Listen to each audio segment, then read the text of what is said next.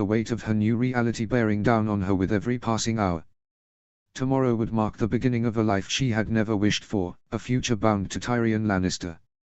As the dawn broke and she stirred from sleep, the realization hit her like a cold wave: it was today.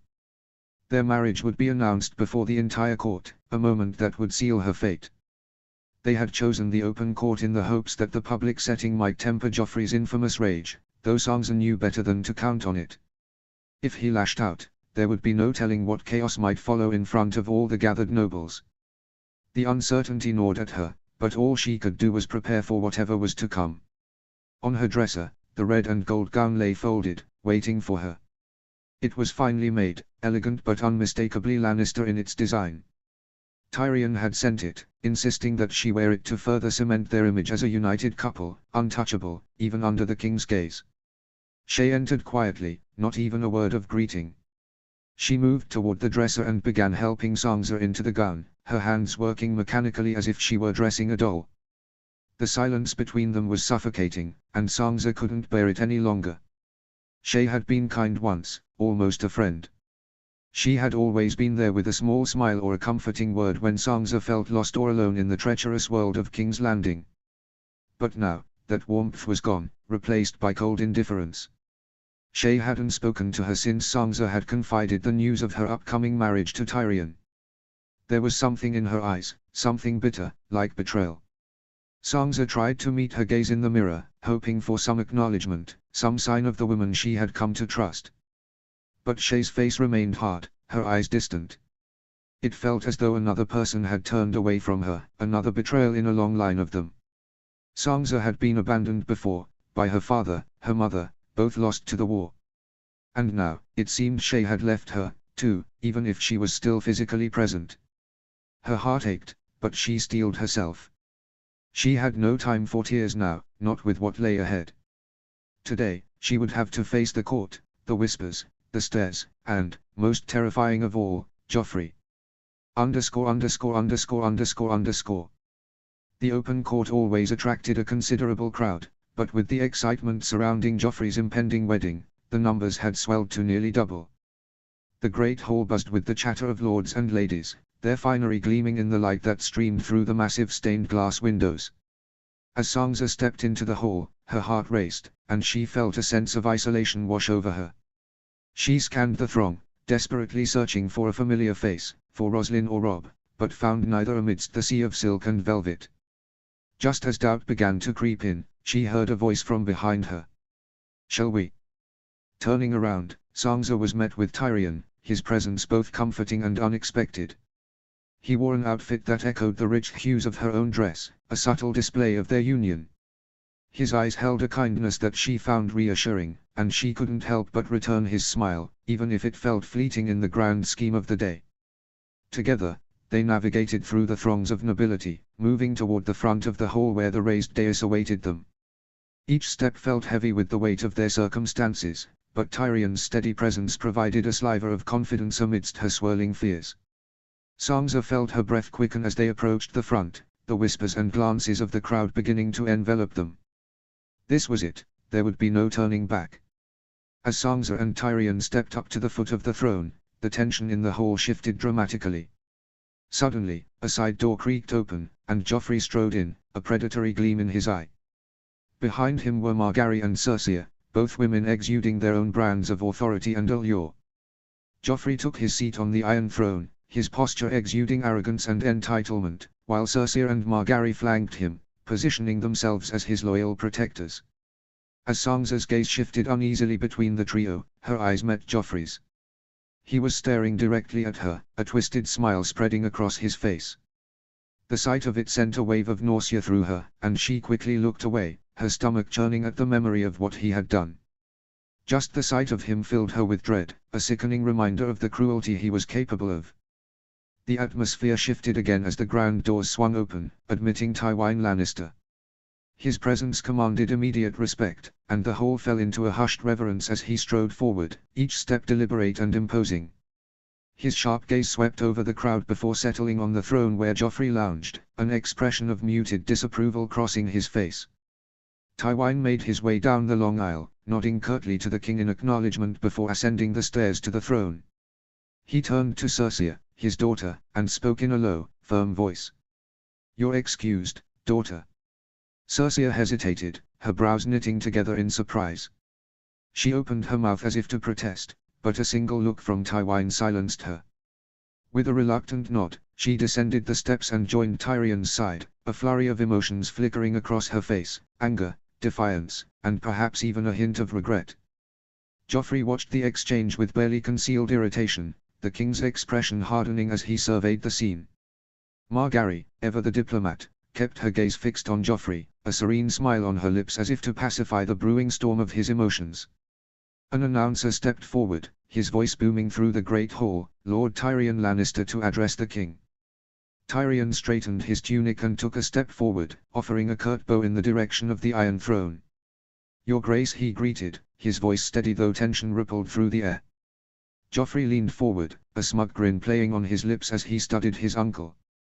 "Lord Uncle," Joffrey responded, drawing out each word as though savoring his own power. "May I first congratulate you on your recent elevation to heir of Casterly Rock." His smile widened, the underlying mockery unmistakable. "I'm sure you will rise to the challenge." There was a ripple of laughter from a few of Joffrey's sycophants in the crowd, but the room felt colder in the wake of his words. Tyrion's face remained unreadable as he inclined his head slightly in acknowledgement. "Thank you, Your Grace," Tyrion replied, his tone carefully measured. "I will do my utmost to serve our house, as always." The room seemed to hold its breath, waiting for the real reason Tyrion had approached the throne. The tension was palpable as the king lounged back in his seat, curious, yet with that ever-present cruelty dancing in his eyes, eager for something, anything, to ignite. Tyrion took a breath, gathering himself. "Your Grace," he began, his voice steady though the weight of the moment pressed down on him. "I have come to ask for your blessing." Joffrey leaned forward, an amused sneer curling at the edges of his lips. "My blessing," he repeated, drawing out the words like a cat playing with a mouse. His eyes glittered with cruel delight as he glanced briefly at his mother, then back at Tyrion. "And what, dear uncle, could you possibly need my blessing for?" He sniggered, the sound sending a ripple of unease through the hall. The tension in the room sharpened, every eye now focused on Tyrion and the king. Sansa, standing beside Tyrion, felt her heart hammering in her chest. She kept her eyes down, not daring to look up, not wanting to meet Joffrey's gaze again and be reminded of the terror he had inflicted on her. Tyrion squared his shoulders, keeping his composure. "For my recent union," he said, his voice firm but respectful, "I have taken the Lady Sansa Stark as my wife." The hall fell silent. Joffrey's smirk vanished in an instant, replaced by a dangerous gleam in his eyes. The smile was gone, but the cruelty was still there, lurking beneath the surface. "You," Joffrey said, his voice low, almost a growl. "You married her." The question hung in the air, and the unspoken insult was clear. A Lannister dwarf, marrying the daughter of the most ancient northern house. It was a match that would infuriate the king, one that challenged his control over Sansa and shattered whatever plans he had for her. Sansa's heart clenched as the weight of the revelation settled over the court. She could feel the eyes of the gathered nobles boring into her, their shock and curiosity palpable. She dared to glance up at Joffrey, and immediately regretted it. His face twisted with an ugly mixture of anger and disbelief. "You," Joffrey repeated, rising from his seat slightly, his voice tinged with venom.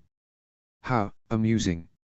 He began to laugh, though the sound held no real humor, only the kind of sadistic pleasure that comes from someone looking for a reason to cause pain. Tyrion maintained his composure, though the tension in the room felt like it was closing in around him. "Yes, Your Grace," he said, his tone steady but respectful. "I have long admired Lady Sansa's beauty and her grace.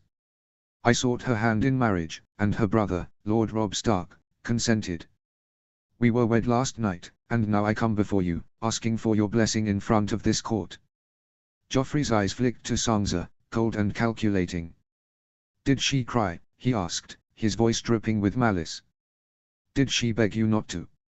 Sansa's breath caught in her throat, the horror of Joffrey's words washing over her like a wave. She gripped the fabric of her dress, trying to remain composed, but the cruelty of his question, the way he relished in her pain, made her want to flee.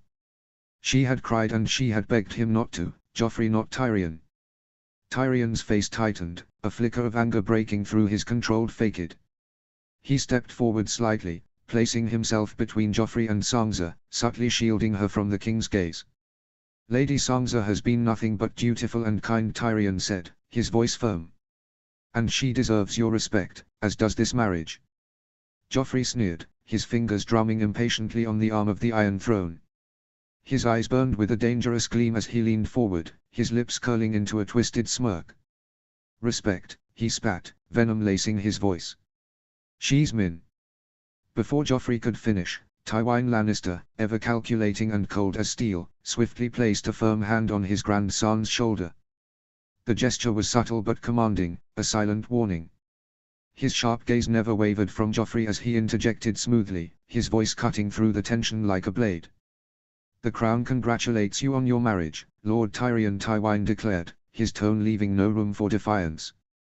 This is an excellent match for the realm, wouldn't you agree, Your Grace? Joffrey stiffened under Tywin's grip, his mouth twitching with restrained fury. The court watched in tense silence, unsure if the boy king would unleash his infamous wrath or yield to his grandfather's authority. After a moment of hesitation, Joffrey's face twisted into a mockery of a smile. Yes, he said through gritted teeth, an excellent match, indeed. The hall remained still, the nobility watching with bated breath as the exchange between the king and his hand settled. Sansa felt a weight lift from her chest, though the relief was bitter. She couldn't shake the feeling that Joffrey's anger had only been delayed, not extinguished. Tyrion, standing beside her, offered her a brief glance, reassurance, perhaps, but even he knew that the danger had only been postponed. Very well, Joffrey said, dragging out the words with venom, his voice dripping with contempt as he rose slowly from the Iron Throne. You have my blessing, uncle. The word, though formal, was sharpened with mockery. His lips twisted into a cruel smile, and the air in the room seemed to grow heavier as he sauntered down the steps, his gaze never leaving Tyrion and Sansa. The Lord Hand will attend the rest of today's affairs, Joffrey announced, his tone light. He extended his hand to Margaery, who took it gracefully, though her expression was carefully measured. The Lady Margaery and I have much to prepare for our wedding, only a few weeks away. His voice grew louder, addressing the court as he led his future bride down the stairs. The crowd parted for them like the sea, but the tension was palpable, and murmurs spread like wildfire through the hall. Tywin, unruffled as ever, ascended the throne in his grandson's wake, settling into the seat of power with a commanding presence that silenced the room. The announcer stepped forward, calling the next petitioner to approach, but all eyes lingered on Joffrey as he strode down the aisle. As Joffrey and Margaery approached Tyrion and Sansa, he stopped, turning sharply to face them. His cold green eyes glittered with malice, his smile twisting into something far more sinister. He leaned in, his voice dropping to a low whisper meant only for them. I hope you enjoyed your wedding night, uncle, he sneered, his words laced with poison. I certainly enjoyed her. Sansa felt the ground sway beneath her as his vile words sank in, her skin crawling with the memory of Joffrey's touch, the nightmare that had stolen her innocence. She clenched her fists, willing herself not to break in front of him, not to show any weakness. Tyrion, his jaw clenched tight, glanced at Joffrey with barely contained fury, but he forced himself to remain calm. Publicly, at least. Joffrey grinned, clearly savoring their discomfort before he turned on his heel, leading Margaery out of the hall as though nothing had happened. Chapter 35, Roslyn 14. Chapter text. Roslyn 14. Roslyn stirred from another restless night, the dull ache in her back and the relentless pressure of her swollen belly making it impossible to find any real comfort. She rubbed her eyes, pushing herself to sit up as the faint light of dawn crept through the narrow windows of her chamber. Today would be no different. Sleep had eluded her for weeks now, and each morning was marked by the same dull throb that never quite went away. She was deep into her 6th moon of pregnancy, and with each passing day, the weight of the child seemed heavier, pulling her down both physically and emotionally. Robb had taken to starting his mornings in the stables, where Greywind now spent his days, banished from the keep by King Joffrey. It had been an insult, one meant to remind Robb of his place in the south, under the watchful eye of the crown. Joffrey claimed the direwolf was a menace, but Roslin suspected it was more about the king asserting dominance, another way to humiliate the Starks while parading his control. Roslin had noticed how much it stung Robb, though he rarely spoke of it. Each morning, he made the trip to the stables, keeping Greywind company in the warm, southern air. He always promised that they'd be home soon, back in the north where the wolf could roam free. As much as Robb tried to hide it, Roslin knew it hurt him to leave her alone as her pregnancy progressed, but he couldn't stay away from his wolf for long. Despite her exhaustion, Roslin forced herself to her feet. Each step felt like an effort, but she pushed through the discomfort. The Maestas remedies had done little to ease her pains, and she'd long given up on the idea of finding relief. The baby shifted inside her, as restless as she was, as if it too felt the weight of their predicament. When she finally reached the stables, she found Robb where she expected, standing next to Greywind. The direwolf's thick, grey coat shimmered in the dim morning light as Robb ran a brush through his fur. His focus was intent, his hand gentle despite the wolf's size and power. Greywind huffed, his breath visible in the crisp air. "How's he doing?" Roslin asked, her voice soft but tired as she approached. Robb turned at the sound of her voice, his expression shifting from concentration to concern the moment he saw her. He looked her up and down, noticing the way she held herself, the discomfort that was impossible to hide. "He's okay," Robb replied, his tone gentler than usual. He continued brushing Greywind's coat as he spoke. "He doesn't like the south. It's too warm for him here." Robb's hand paused as he looked down at his wolf. "But we'll be home soon, boy. We'll be back in the north where you belong." Roslin smiled faintly, though it didn't reach her eyes. "I hope we're home soon, too," she said, resting her hand on the swell of her belly. The baby kicked, a strong reminder of the life growing inside her, a life that was coming whether they were ready or not. Robb turned to her fully then, stepping away from Greywind to gently pull her into his arms. He kissed her forehead, his hand coming to rest over hers on her stomach. "Soon," he promised, though she could hear the uncertainty in his voice. The South had a way of holding them in place, of trapping them in its schemes and politics. "Is the baby keeping you awake again?" he asked, his thumb gently rubbing the back of her hand. She nodded, leaning into his touch, grateful for the moment of closeness. "It's getting harder," she admitted, her voice quieter now. "The pain doesn't stop, and I can't seem to rest. The Maestas herbs don't help." Robb's jaw tightened slightly, his frustration barely masked. He hated seeing her in pain, hated that there was so little he could do. "I'll speak with the Maester again," he said, though they both knew it wouldn't make a difference. Roslin shook her head gently, her fingers curling around his. "It's not your fault," she said softly. "This is just what it is." He held her close for a moment longer, his forehead resting against hers. "I hate seeing you like this," he murmured, his voice low and filled with the weight of his worry. "I should be able to do more." "You're doing enough," she assured him, though the words felt hollow even to her. She wasn't sure what enough even meant anymore, not in a world where the future felt so uncertain. But she clung to him anyway, because in the face of everything else, they had each other. That, at least, was something no king could take away from them. For now, that would have to be enough. As Robb continued to stroke Greywind's coat, Roslin shifted uneasily, her thoughts elsewhere. The silence between them stretched out before she broke it. "Have you spoken to Sansa recently?" Roslin asked, her tone careful. "I've tried calling on her several times, but each time I'm turned away." Robb paused for a moment, frowning slightly as he considered the question. "No, I haven't," he admitted. "Last I heard, she's been spending a lot of time with Margaery. They seem to have grown close." Roslin's brow furrowed in response, a soft hum of concern escaping her lips. "Hum. Robb turned to look at her, one eyebrow raised, amusement flickering briefly across his face. "What's that supposed to mean?" He stepped toward her, the beginnings of a chuckle in his voice, though it was clear he wasn't entirely at ease with the unspoken tension.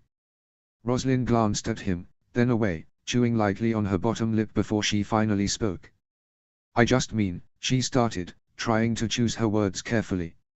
She knew how much Robb respected Margaery, and she didn't want to cause unnecessary strain between them. But she couldn't shake her unease. "I know you like Margaery, and I do too, but there's something about her I don't trust. Rob's expression softened, though he was still curious. Why? Margary's been kind to us. She's helped Sangza a lot. That's what I'm worried about, Rosalind said, her voice dropping slightly, as if afraid someone might overhear her doubts. Sangza has been through too much, Rob. After everything with Joffrey, she's fragile, more fragile than she lets on. She took a deep breath, placing a hand over her belly as if to calm the rising discomfort there. Margary's charm, it's powerful, and I fear Sangza might be too vulnerable right now to see through it. Rob's face grew more serious as he listened. He folded his arms across his chest, studying her carefully. You don't think Margary has Sangza's best interests at heart? Rosalind hesitated, searching for the right words. I don't know, Rob. Margary is a Tyrell, and the Tyrells they're ambitious. Always calculating. Margary's learned to wear a friendly face, but she's playing the game just as much as anyone else here. Her loyalties lie with her family first, not with us, and definitely not with Sangza. Rob's eyes darkened as her words sank in, and he moved closer to her, placing a gentle hand on her shoulder. You think Margary's using her? I think, Rosalind said slowly, that Margary will do whatever it takes to secure her place on the Iron Throne. If that means keeping Sangza close, playing the role of a kind friend, then that's exactly what she'll do. But I fear what might happen when Sangza is no longer useful to her. Rob's jaw clenched, and he let out a slow breath. Sangza's stronger than you think, he said, though there was a flicker of doubt in his voice. I know she is, Rosalind replied quickly. But she's also been isolated for so long. She was a child when she came here, and she's been made to grow up far too quickly. She's been lied to, manipulated, threatened. Joffrey has scarred her in ways that none of us can fully understand. Sangza needs real support, not someone who's playing her own game. Rob sighed, his shoulders sagging a little. I'll talk to her, he said quietly. But I don't think we should jump to conclusions about Margary. Rosalind leaned into him, grateful for the support, though the tension didn't leave her. Just keep an eye on her, she whispered, her voice laced with the exhaustion of her pregnancy and the emotional toll of watching the ones she loved endure so much pain. I can't protect her here, not the way you can. I will, Rob promised, brushing a strand of hair from her face. We'll get through this, all of us. Once Joffrey's wedding is over, we'll leave this cursed place, and we'll all be safe. He glanced down at her belly, placing a gentle hand there as if to reassure both her and himself. You, me, Sangza, and our child. We'll go home.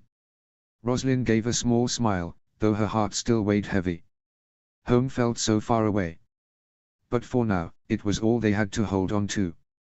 The hope of it was a fragile thing, and she prayed that, somehow, it would be enough. Later that afternoon, Rosalind resolved to visit Sangza. It had been nearly a moon since Sangza had moved into her marital chambers following her wedding to Tyrion, and in that time, Rosalind had sensed an unsettling distance growing between them. Sangza had become more withdrawn, her presence more elusive, as if she were slipping through Rosalind's fingers like sand. It wasn't that she distrusted Tyrion, quite the opposite. Tyrion Lannister, for all his wit and cynicism, was proving to be a far better man than Rosalind had ever dared hope for. He was kind to Sangza, protective in ways no one had ever been since the horrors of King's Landing had begun to unfold around her. Tyrion never let Sangza out of his sight. Wherever she went, he was by her side, ensuring she wasn't alone. He escorted her on afternoon walks through the palace gardens, and though their conversations appeared pleasant enough from a distance, Rosalind couldn't shake the feeling that Sangza's mind always elsewhere. At mealtimes, Tyrion made sure she never dined alone, either seated beside her at the table or organizing small gatherings so she would be surrounded by company. But despite the care he took, there was a quiet sadness in Sangza's eyes that Rosalind feared no amount of companionship could soothe. Sangza had suffered too much, endured too many traumas at the hands of monsters like Joffrey, to easily open herself to the idea of peace, let alone happiness. It was as if she had built an impenetrable fortress around her heart, and though Tyrion's efforts were earnest, they hadn't yet found the key to unlocking the person Sangza used to be, the bright, hopeful girl who had once dreamt of fairy tale weddings and noble knights. Now, She was a woman forced into a marriage of survival, and while Tyrion treated her with the utmost respect, Roslyn could see that Sansa was still trapped in her own mind, struggling to reconcile this new life with the one she had once imagined. Roslyn couldn't help but feel a wave of guilt as she made her way through the castle halls toward Sansa's chambers. She had wanted Sansa to be safe, to be kept far from the reach of Joffrey's cruelty, and in that sense, Tyrion had been the best choice. He wasn't the kind of man who would ever hurt her, not like others might have. But safety wasn't the same as happiness. And though Roslyn believed Tyrion was a good man, kind and patient, she feared that Sansa was merely surviving, not living. As she approached Sansa's door, Roslyn felt a sudden pang of uncertainty. Would Sansa even want to see her? Lately, her visits had been met with cool indifference, as though Sansa was building walls not just between herself and her circumstances but also between herself and the people who cared for her.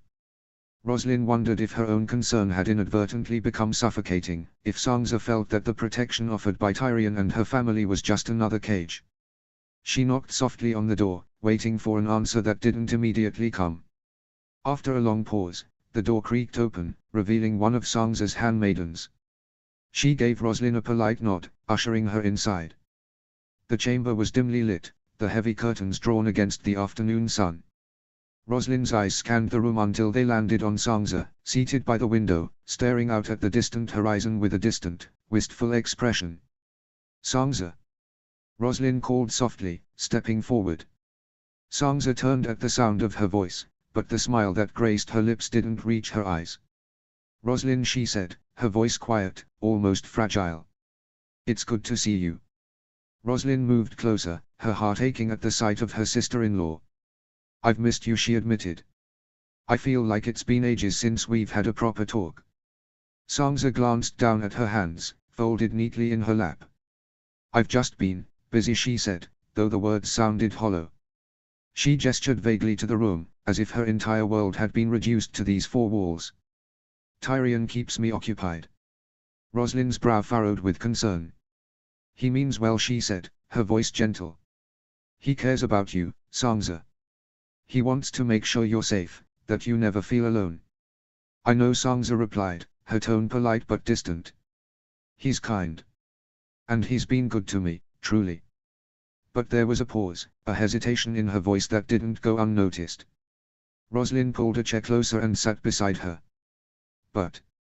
Sansa's shoulders sagged slightly, and she let out a small, resigned sigh. "It's not Tyrion," she admitted, her voice barely a whisper. "It's me. I don't know how to be happy. Not anymore. I feel like I've forgotten what it's supposed to feel like." Roslyn's heart broke at the confession, but she kept her composure, reaching out to take Sansa's hand in hers. "Sansa, you've been through so much," she said, her voice filled with empathy. "No one expects you to be happy right away. It's going to take time to heal from everything that's happened. But you will heal. I know it feels impossible now, but you're stronger than you realize." Sansa gave a small nod, though her gaze remained fixed on the window. "I just don't know who I am anymore," she confessed. "I used to dream of things like this, being married, having a home, a husband who treats me well. But now, everything feels so far away. Like I'm living someone else's life." Roslyn squeezed her hand gently. "You're not alone in this, Sansa," she reminded her. "You have Tyrion, and you have me. We're here for you, and we'll help you find your way, even if it takes time." Sansa's eyes glistened with unshed tears, but she blinked them away quickly. "I want to believe that," she said softly. "I really do." Roslyn smiled warmly, though the ache in her heart remained. "One step at a time," she whispered. "We'll get there, I promise." Sansa nodded again, her hand tightening slightly around Roslyn's as if drawing strength from the small gesture. "Thank you," she whispered, her voice filled with quiet gratitude. Roslyn stood and leaned down to kiss her on the forehead. "You're not lost, Sansa. You're just finding your way back." "I just haven't felt like myself since," Sansa began, her voice trailing off as she glanced toward the window, her words heavy with unspoken pain. "And I don't know if it's everything that's happened, but I've been so sick lately. Weak, tired all the time." She paused, rubbing her temples as though trying to ease an ache that had become all too familiar. Tyrion's been kind, she added softly. He's brought me things from the Maestus, herbs, tinctures, remedies, but nothing seems to help. Rosalind's heart clenched as she listened, watching the exhaustion and uncertainty etched into Sansa's features. Her skin had taken on a paler hue than usual, and there were faint shadows beneath her eyes, signs of sleepless nights and unrelenting worry. She reached out instinctively, placing a comforting hand on Sansa's arm. "How long have you been feeling this way?" Rosalind asked gently, concern evident in her tone. Sansa sighed and leaned back in her chair, her hands resting on her lap, fidgeting with the fabric of her gown. "It's been a while now. A few weeks, maybe longer. At first, I thought it was just the stress of everything, Joffrey, the wedding, the fear of what would come next. But the sickness, it hasn't gone away." Rosalind studied her closely, noticing for the first time the subtle changes in her posture, the weariness in her eyes. "What kind of sickness?" she asked, her brow furrowing as she considered the possibilities. "It's hard to explain," Sansa replied, shaking her head slightly. "Some mornings, I can barely rise from bed without feeling faint. My stomach turns at the sight of food, but I feel weak if I don't eat. And the smells," she grimaced. "I can hardly stand certain scents anymore. Even the perfume Tyrion had made for me makes me nauseous." Rosalind's concern deepened, and a thought began to form at the back of her mind, though she hesitated to give voice to it just yet. "Have you spoken to Tyrion about this?" she asked, trying to sound neutral, though she could feel the weight of her suspicion growing. Sansa nodded, though her expression was one of frustration. "I have, but he's just as worried as I am. But it feels like more than that, Rosalind. I can't shake this feeling that something is wrong." Rosalind's mind was racing now, piecing together Sansa's symptoms, the timeline of events, and the possibilities that lay before them. She could see the fear in Sansa's eyes, the uncertainty of what might come next. Gently, she reached out and took Sansa's hand, holding it between her own as she spoke carefully, choosing her words with caution. "Sansa," she began softly, "it's possible that there's another reason you've been feeling this way." Sansa looked at her, confusion crossing her face. "What do you mean?" she asked, her voice barely above a whisper. Rosalind hesitated, but she knew she couldn't leave Sansa in the dark. "Not now. The symptoms you're describing, the nausea, the weakness, the changes in appetite and smell sensitivity. It sounds like something I've experienced myself." She glanced down at her own rounded belly, where the signs of her own pregnancy were now unmistakable. "It sounds like you might be with child." Sansa's eyes widened in shock, her lips parting in disbelief. "With child," she repeated, as though the words were foreign to her. Rosalind nodded slowly, her hand still holding Sansa's as she spoke. "It's only a possibility, of course. But if it's true, it could explain why you've been feeling so unwell. It wouldn't be the stress or the exhaustion, it would be the baby." Sansa sat back in her chair, her mind reeling from the revelation. "A baby," she whispered, her voice shaking. "But Tyrion and I, we haven't," she stopped, her breath catching in her throat as the truth began to sink in. She looked up at Rosalind, her eyes filled with a mixture of fear and uncertainty. "It's not possible," she whispered again, though her expression suggested she already knew the answer. Rosalind's heart sank as she watched Sansa's realization unfold. The truth of her past, of what Joffrey had done, hung like a heavy cloud over them both. Rosalind squeezed Sansa's hand gently, her voice filled with compassion. "Sansa, there are ways to know for certain.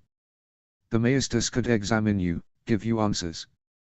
But if what I'm thinking is true," her words trailed off, unable to complete the sentence, but the implication was clear. Sansa's eyes filled with tears as she looked away, her breath coming in shallow, uneven bursts. "What do I do, Rosalind?" she asked, her voice barely audible. "If it's true. If I'm carrying his child." Rosalind moved closer, wrapping her arms around Sansa in a gentle embrace. "You don't have to face this alone," she whispered, her voice fierce despite the tenderness of the moment. "We'll figure it out. Whatever happens, we'll protect you. I promise." Sansa leaned into Rosalind's embrace, her tears spilling freely now as the enormity of the situation weighed down on her. "I thought I had escaped him," she whispered, her voice broken. "I thought it was over. Roslyn held her tighter, her heart aching for the girl who had been through so much, who had suffered at the hands of cruel men and yet remained standing. "It's not over," Roslyn said softly, "but it will be. We'll make sure of it." Sansa remained in Roslyn's embrace, her breathing slowly evening out as the tears subsided. The weight of what Roslyn had suggested clung to her like a heavy shroud, but she was grateful not to face it alone. After a long moment, she pulled back, wiping her eyes with the back of her hand. Sansa nodded weakly, though the fear in her eyes remained. She stood from her chair and walked toward the window, staring out into the distance as if searching for answers beyond the walls of the Red Keep. If I am, she said, her voice barely above a whisper, "what do I do, Roslyn? What will people say? What will Tyrion think?" The mere thought of it seemed to overwhelm her, and she clutched the edge of the windowsill as if steadying herself against the tidal wave of emotions. Roslyn stood and walked over to her, placing a comforting hand on her shoulder. "Tyrion is a good man," she said, her voice firm but filled with compassion. "He won't abandon you. If you're with child, he will protect you, and the baby. He knows what Joffrey did. He's not blind to the cruelty you've suffered." Sansa turned toward her, eyes wide and uncertain. "But what if he doesn't want a child that's Joffrey's?" she asked, her voice cracking with anxiety. "What if it's too much for him? I've seen the way he looks at you, Sansa. He cares for you more than you realize. And if this is Joffrey's child, he'll find a way to make peace with it. He'll see it as another chance to protect you, to give you the safety you deserve," she said softly. Sansa let out a shaky breath, trying to absorb the weight of Roslyn's words. She nodded slowly, though her gaze remained distant, filled with worry and doubt. "What if the Maesters confirm it?" she asked, her voice small and fearful. "What if I really am with child?" Roslyn considered her response carefully, knowing how delicate the situation was. "Then we take it one step at a time," she said softly. "We'll keep it quiet for as long as we can. Tyrion will know how to handle things, and Robb will do whatever he can to protect you. We'll decide what's best for you and the child when the time comes." Sansa's breath hitched at the word child as though the reality of it had finally sunk in. "A child," she whispered, almost to herself. "Joffrey's child." Roslyn stepped in front of her, forcing Sansa to meet her eyes. "It won't matter whose blood is in that child," she said firmly. "If it comes to that, it'll be yours, and you'll have the choice to raise it with love and care. You'll be the one who shapes its future, not Joffrey." Sansa's eyes glistened with unshed tears, but there was a flicker of something else in them now, a faint glimmer of resolve. She nodded, though the weight of what lay ahead still hung heavily on her shoulders. "Thank you, Roslyn," she whispered. "For staying with me. For helping me." Roslyn smiled gently and took Sansa's hands in her own. "Always," she replied. "Your family. And family doesn't abandon each other." The sound of footsteps echoed down the corridor, and both women turned toward the door. A quiet knock followed, and the door creaked open to reveal Tyrion standing in the threshold, his expression one of concern. "Sansa," he said softly, stepping inside. "Roslyn." He gave a polite nod in her direction, then turned his full attention back to his wife. "Are you feeling any better?" Sansa swallowed hard and forced a small smile. "A little," she lied, though her voice trembled. She looked to Roslyn for strength, and Roslyn gave her a reassuring nod. Tyrion's eyes narrowed slightly as if sensing something was amiss, but he didn't press the matter. "If you need anything," he said gently, "just say the word. I'll send for the Maester if you think it'll help." Sansa shook her head, her voice still shaky. "No," she said softly. "Not right now." Tyrion glanced between the two women, sensing the tension in the room but respecting their privacy.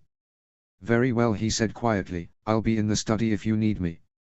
With that, he turned and left the room, closing the door softly behind him. Once he was gone, Sansa let out a deep breath she hadn't realized she was holding. She looked back at Roslyn, her expression still filled with uncertainty but laced with a newfound determination. "I suppose we'll find out soon enough," she said, her voice wavering but steady. Roslyn gave her a warm, encouraging smile.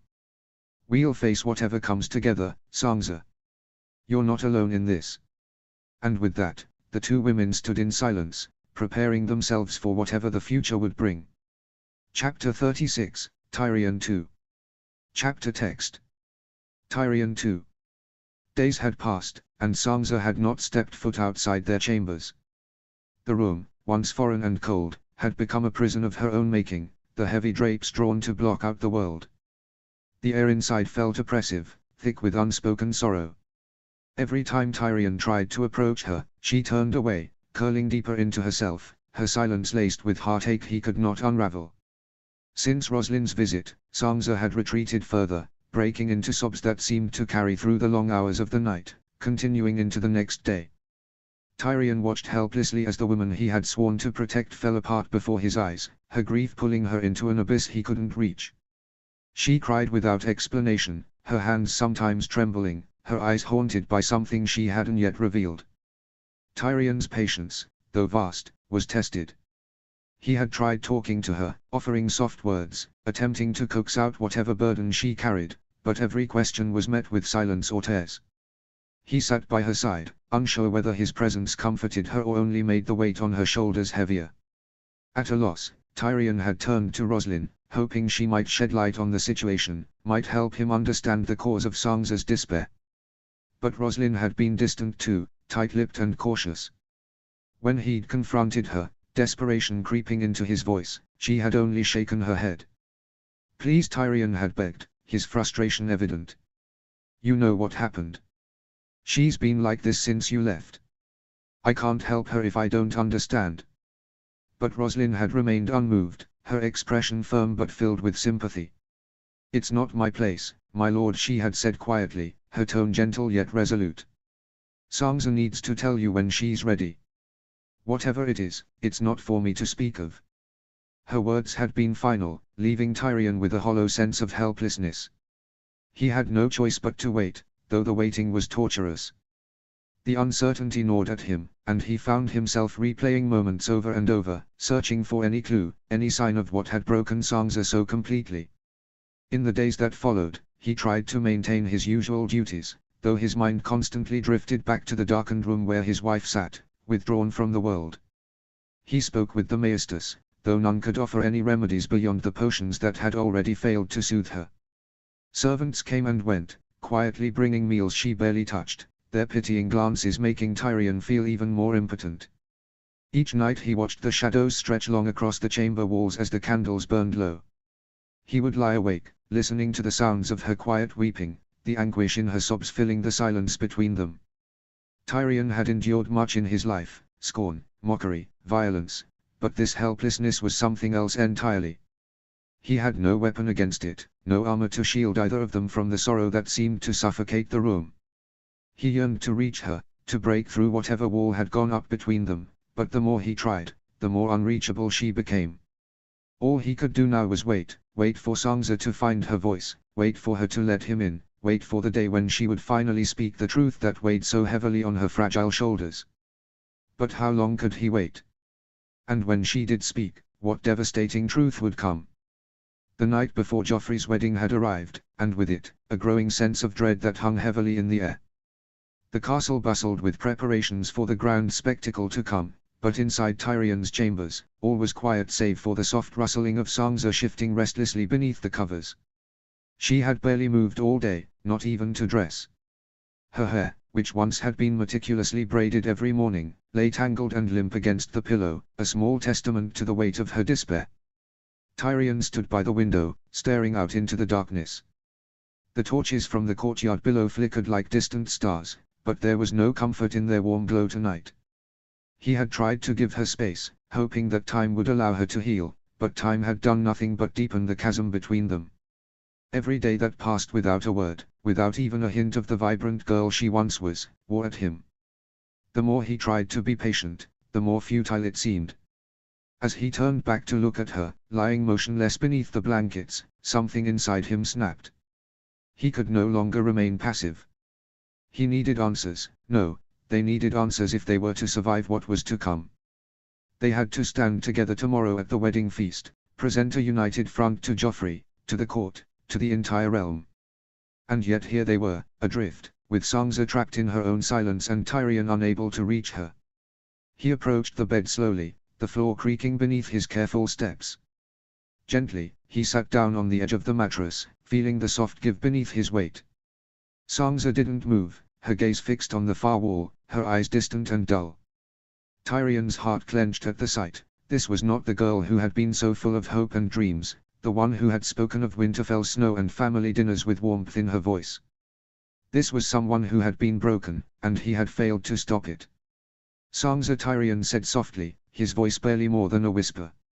He reached out, placing a hand gently on the blanket near her arm, not daring to touch her directly, unsure if the gesture would be welcomed or rejected.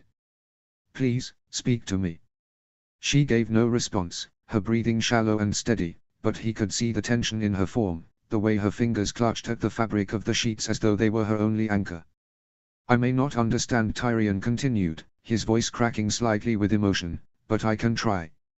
I can help, my lady. If you just tell me what's haunting you, I will do everything in my power to fix it. I swear it." He waited, his words hanging heavy in the air, but there was no reply. His chest tightened as he leaned in closer, hoping that his proximity might draw some reaction from her. He could hear the faintest sound of her breath, steady but shallow, as though she were struggling to keep herself composed. He wondered how long she had been holding it all in, how many nights she had wept silently while he lay just feet away, unable to offer her comfort. "Sangza," Tyrion said again, his voice firmer now, laced with both urgency and compassion. "Whatever it is, you don't have to carry this alone. I know you've been hurt, more than anyone should ever have to endure, but you're not alone. Not anymore. Let me in, Sangza. Let me help you." For a long, heavy moment, there was no response, just the sound of her shallow breaths and the faint crackling of the fire in the hearth. But then, slowly, Sangza shifted beneath the blankets, stirring as if the weight of his words had finally reached her. She sat up, pulling her knees to her chest, wrapping her arms around them as if to shield herself from the world. The light from the flames danced across her pale face, casting shadows that made her look far older than her years. Tyrion's heart sank as he saw her tear-streaked cheeks, the redness of her eyes that spoke of sleepless nights and endless weeping. Her voice cracked, barely more than a whisper, as she struggled to speak. She looked away, unable to meet his gaze. "I didn't. It wasn't my fault."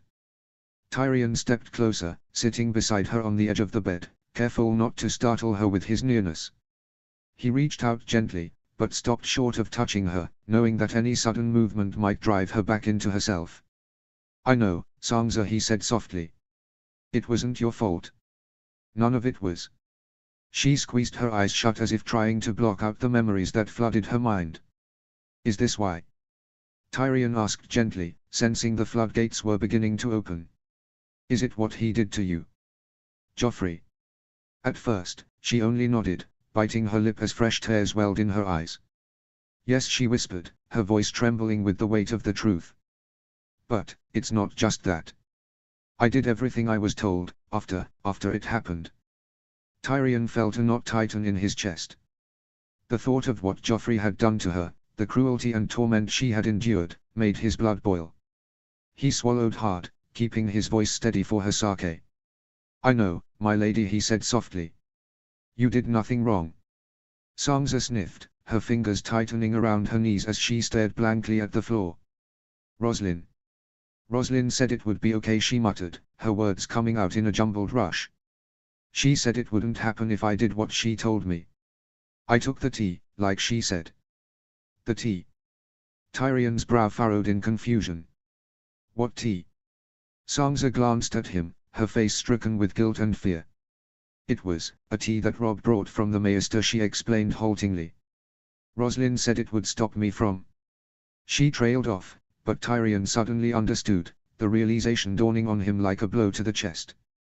His throat tightened, and he could barely form the words. "Moon tea." Sangza's silence was all the confirmation he needed. Tyrion closed his eyes briefly, fighting to keep the surge of emotions from overwhelming him. Moon tea, Roslyn must have given it to Sangza after Joffrey had assaulted her, thinking it would protect her from the worst of it. And yet, it hadn't worked.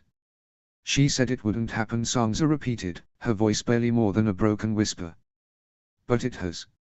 I'm with child." Tyrion felt the weight of her words slam into him like a physical blow. His mind raced as he struggled to grasp the full gravity of what she had just confessed. She was pregnant. Joffrey's child. The room seemed to spin for a moment, but Tyrion forced himself to focus. Sansa's face was etched with despair, her whole body trembling as she tried to keep herself together. He wanted to rage, to curse the gods and the fate that had brought this upon her. But none of that would help now. He reached out slowly, carefully placing his hand over hers, and this time she didn't pull away. "Sansa," he said gently, his voice thick with emotion, "everything will be okay, I swear it." She looked at him then, her blue eyes wide with fear and uncertainty. "But how?" she whispered. "How can we? What will happen when they find out?" Tyrion exhaled slowly, his mind racing through the dire possibilities.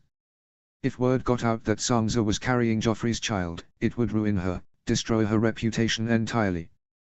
They would be trapped in King's Landing, bound to the whims of the royal court. Joffrey would undoubtedly claim the child as his own, as a way to humiliate Tyrion.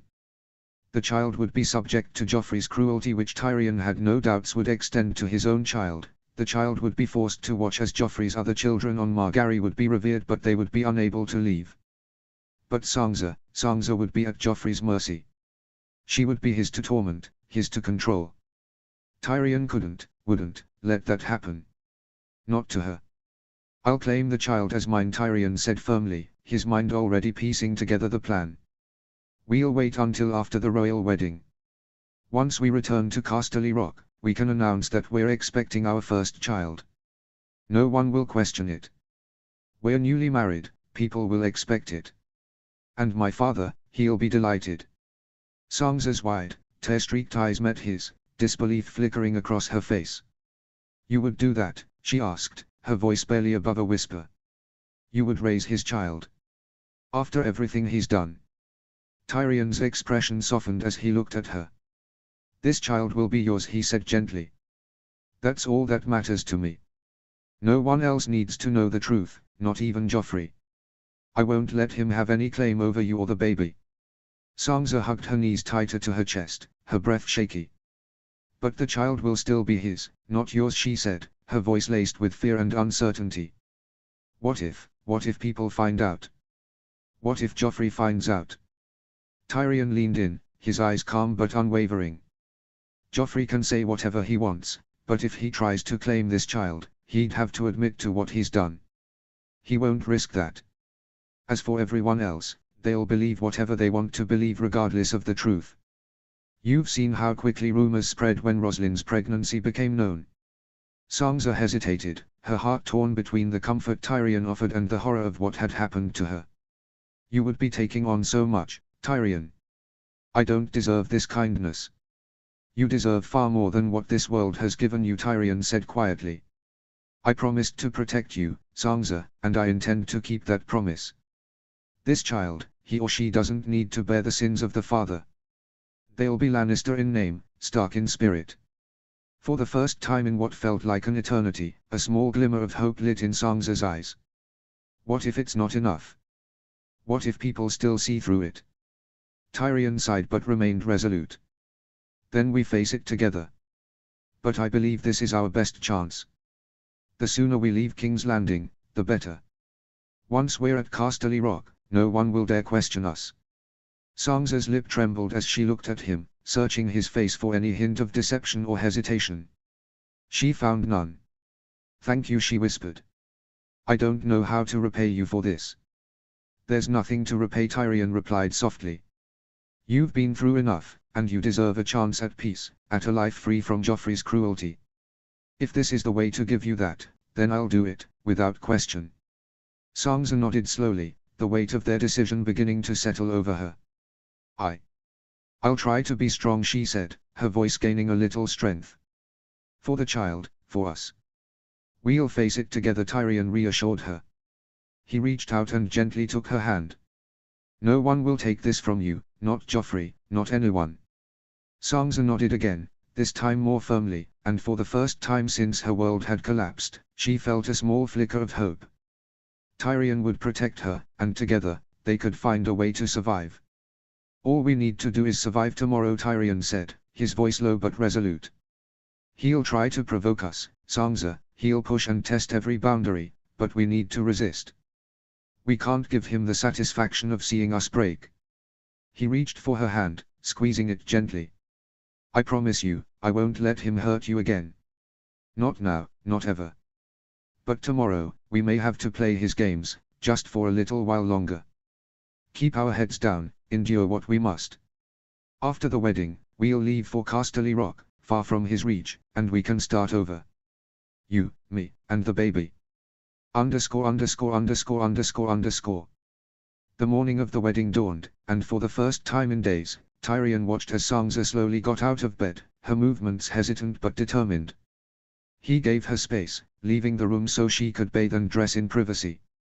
When she'd asked the night before if she could forego the Lannister red today, he'd agreed without hesitation. Today, of all days, she needed to feel like Sansa Stark, not Sansa Lannister. Once she was ready, her hair brushed into a simple braid and her gown a soft blue-grey reminiscent of her northern roots, they made their way down to the king's wedding breakfast. It was a small gathering, reserved only for the king, his family and his bride's father. Tyrion knew how isolated Sansa would feel without Robb or Roslyn by her side. As they reached the gardens, once Sansa's sanctuary, now overtaken by Joffrey like everything else in her life, Tyrion felt her stiffen beside him. The lush, open space was crowded with guests, courtiers, and servants bustling about. A grand table sat at the center near the fountain, decorated extravagantly in gold and crimson, and while the day was lovely, the weight of what was to come dampened any sense of joy. The royal family had already gathered. Cersei sat with Tommen beside her, a cool smile on her lips. At the far end, Grand Maester Pycelle, freshly released from his brief captivity, shuffled awkwardly in his seat. Tywin, seated next to Cersei, looked as though he was merely tolerating Mace Tyrell's ramblings about his own house's holdings, his expression vacant, his mind elsewhere. Sansa's gaze drifted over the scene, her eyes locking on the empty seat at the center of the table. The seat meant for Joffrey. His absence seemed to set her further on edge. Tyrion guided Sansa toward the empty seats left for them, but before they could sit, Cersei's voice rang out, cutting through the morning air. "Good morning, brother," she called sweetly, her tone laced with false warmth. Her gaze shifted to Sansa, and her smile twisted slightly. "And good morning to you, little dove. You look pale. Are you quite well?" Sansa squared her shoulders, forcing her voice to remain calm. "Very well, thank you, Your Grace."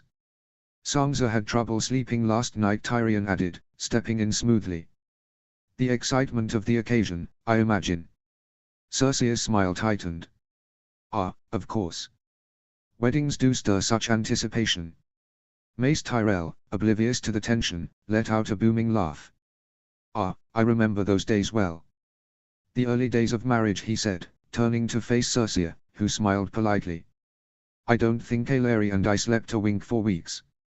He chuckled, clearly amused by his own recollection. Tyrion's attention was fixed on Sansa. He could feel the tremble in her hand where it rested against his arm. She was trying so hard to hold herself together, to keep up the facade they needed to survive the day. Joffrey hadn't yet arrived, but they both knew it was only a matter of time before he made his grand entrance, ready to taunt, provoke, and likely humiliate them in front of the court. As they took their seats, Tyrion leaned closer to Sansa and whispered softly, "Remember, we get through today. That's all we need to do. We stay strong, and after this, we'll be gone from here." Sansa nodded faintly, her eyes downcast. She clutched the fabric of her dress tightly in her hands, trying to steady her breathing. Tyrion glanced around the table, already bracing himself for Joffrey's inevitable performance. He knew this was only the beginning of what would be a grueling day, but for Sansa's sake, he would endure it. They both would. Together. It wasn't long before Joffrey arrived, sweeping into the garden with the kind of dramatic flourish that seemed to be his signature. Flanked by several members of the Kingsguard, all gleaming in white and gold, he strutted toward the head of the table with the self-satisfaction. His presence was like a dark cloud settling over the breakfast, and the low murmur of conversation dwindled as all eyes turned to him. The young king sauntered toward his seat at the center of the grand table, his every step deliberate, his every movement designed to draw attention. His golden crown glinted in the sunlight, a symbol of his power, and yet it seemed to magnify the cruelty etched in his boyish features. Joffrey's lips curled into a smirk as his gaze swept over the assembled guests, but his eyes lingered, almost hungrily, on Sansa. Tyrion could feel the shift in the air as Joffrey's attention zeroed in on his wife. The Boy King's stare was piercing, filled with the kind of malice that made Tyrion's stomach tighten. Sansa, seated beside him, kept her head bowed, her hands clutching her skirts as if the fabric alone could anchor her. She refused to look up, refused to meet the king's gaze, but Tyrion could see the subtle tension in her shoulders, the way she stiffened under the weight of Joffrey's eyes. "Well, isn't this a lovely gathering?" Joffrey's voice slithered through the air, sharp and mocking, cutting through the delicate murmurs of conversation like a blade. His smirk was wide and smug as he surveyed the table before him, his eyes gleaming with a cruel delight. "It truly is the happiest day of my life." The guests, gathered in their fine silks and velvets, fell silent at the king's proclamation. Some shifted uncomfortably in their seats, while others forced polite smiles, though it was clear that the tension Joffrey brought with him had already soured the atmosphere. Tyrion glanced toward Sansa, whose pale face remained downcast, her hands clasped tightly in her lap. Every word that spilled from Joffrey's mouth seemed like a thorn to her, but she remained still, unwilling to draw attention to herself. Joffrey, noticing the muted response, leaned back in his chair, clearly enjoying the unease he had stirred. His fingers drummed idly on the table before him as he continued, turning his focus to Mace Tyrell. "Lord Tyrell," Joffrey began, his tone now taking on an exaggerated charm, "before we proceed with today's celebrations, I must offer my sincerest gratitude to House Tyrell for their unwavering support over these past months." He gestured with one hand, his movements grand and theatrical. "And, of course, for the most wonderful gift you've bestowed upon me, your beautiful daughter. She is a treasure, not only to me but to the entire realm. Truly, she is a gift to all of our lives." Across the table, Lord Mace Tyrell beamed, his large frame practically glowing with pride. He stood from his seat with a flourish, his bejeweled fingers spread wide in a grand gesture of submission and gratitude. "It is my greatest honor, Your Grace," he boomed, his voice filled with pomp. "House Tyrell is forever at your service. We are overjoyed to be allied with such strength and wisdom." He paused, bowing slightly, as if savoring the moment before delivering his next words. "And please, Your Grace, allow me the privilege of being the first to present you with a gift on this most auspicious of days." Mace clapped his hands, signaling to the servants waiting by the edges of the garden. Two attendants hurried forward, carrying between them an ornate chest, gilded in gold and decorated with House Tyrell's signature rose emblem. The chest was large enough to suggest something of great importance, and its shimmering exterior captured the light of the sun, drawing the eyes of every guest in attendance. He gestured to a servant who stepped forward, carrying a beautifully crafted box adorned with intricate designs inlaid with gold. Mace continued, "Inside this box, you will find 3 treasures befitting a king." Joffrey leaned forward, a glint of curiosity in his eyes as Mace lifted the lid to reveal the contents. First, Mace declared, a golden brooch, shaped like a rose and encrusted with the finest rubies and emeralds. "It symbolizes not only your union with House Tyrell but also the strength of our alliance." Joffrey's lips curled into a satisfied grin as he reached for the brooch, his fingers brushing against the cool metal. "I shall wear it proudly," he proclaimed, fastening it to his tunic. Secondly, Mace continued, a collection of rare wines from the bountiful Reach. He gestured to several elegant bottles nestled within the box, their labels bearing the sigils of renowned vineyards. "These wines are said to bring joy and vitality, perfect for your wedding festivities." "Excellent," Joffrey replied, his tone laced with mock humility. "I look forward to sampling them at the banquet." And lastly, Mace concluded, a touch of gravitas in his voice, a custom-designed shield, adorned with the sigils of both House Baratheon and House Tyrell. He unveiled the shield, displaying its intricate craftsmanship and vivid colors. "It symbolizes our strength in unity, a reminder that together, we shall defend our realms." Joffrey leaned back in his chair, a flicker of admiration crossing his features as he examined the beautifully crafted shield. "Thank you, Lord Tyrell," he declared, a smirk playing on his lips. "You have truly outdone yourself. I shall make sure to put these gifts to good use." He paused, scanning the table, his eyes glinting with mischief. "Who's next?" As he surveyed the assembled family members, Tyrion stood, his posture relaxed but resolute. "Allow me, Your Grace," he said, a hint of formality creeping into his tone. He motioned for Podrick, his loyal squire, who stepped forward, carefully balancing a wrapped parcel in his hands. Joffrey leaned forward eagerly, his fingers tearing at the wrappings with an impatient ferocity. When the final layers fell away, he blinked in surprise. "A book," he exclaimed, disappointment creeping into his voice as he held it up for all to see. "The Lives of Four Kings by Grand Maester Keith," Tyrion replied, a knowing smile on his lips. "It chronicles the reigns of Daeron the Young Dragon, Baelor the Blessed, Aegon the Unworthy, and Daeron the Good. A book every king should read." Joffrey hesitated, ready to mock the gift, but then he caught the keen gaze of his grandfather, Tywin Lannister, who watched him with an unyielding expression. The weight of expectation hung in the air, and Joffrey's bravado faltered for just a moment. "Now that the war is won," he said slowly, "we should all find time for wisdom."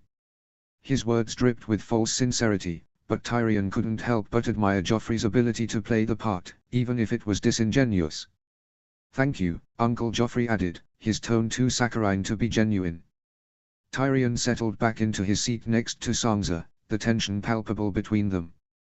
Just as he prepared to speak, his father, Tywin, rose from his chair with an air of authority. "If I may have the honor of presenting my gift next, Your Grace," he said, his voice resonating throughout the hall. With a swift gesture, he summoned one of the king's guard forward. The guard approached with reverence, carrying a finely wrapped sword that gleamed even in the dim light of the hall. As the guard placed the sword upon the table before Joffrey, the king's expression transformed from curiosity to pure delight. He leaped to his feet, excitement radiating from him as he made his way around the table to inspect his new weapon. "This sword," Tywin continued, his tone grave and measured, "was forged by the finest smiths in the capital. The steel is sourced from Slaver's Bay and is believed to have remnants of the ancient Valyrian ruins. The hilt is crafted from Dragonstone and has been meticulously polished for weeks." Joffrey unsheathed the blade, its gleaming surface catching the light, casting flickering reflections on the faces of those present. Tyrion couldn't help but admire the weapon's craftsmanship. It was magnificent, with a balance that felt alive in Joffrey's hands. "Careful, Your Grace," Pycelle warned, his voice tremulous with concern. "Nothing cuts like Valyrian steel." "So they say," Joffrey replied nonchalantly, a gleam of mischief in his eyes. He sharply turned, brandishing the sword like a toy, and swung it down with all his might, slicing through the book that lay carelessly on the table. Pages flew as the blade tore through the text, the destruction complete in mere moments. Joffrey laughed gleefully at the chaos, reveling in the power he wielded, before locking eyes with Tyrion in a challenging stare. "Such a great sword deserves a name," Joffrey proclaimed, his voice rising with excitement. "What shall we call her?" "Stormbreaker," shouted one of the lords in attendance, eager to please the king. "Heartbreaker," chimed in Tommen, his voice small but enthusiastic. "Widow's Wail," came another suggestion from the crowd. "Widow's Wail, I like that," Joffrey announced with a wicked grin, pointing the blade directly at Sansa. She held his gaze, unflinching, defiance sparking in her dark eyes. Joffrey held her stare for a moment longer, as if daring her to flinch, before finally lowering the sword and returning to his seat, his triumph complete. Tyrion sensed the unease in Sansa as she sat beside him, the weight of Joffrey's taunt hanging heavy in the air. "Now that we have a name," Joffrey announced, looking around the table, "let's toast to Widow's Wail."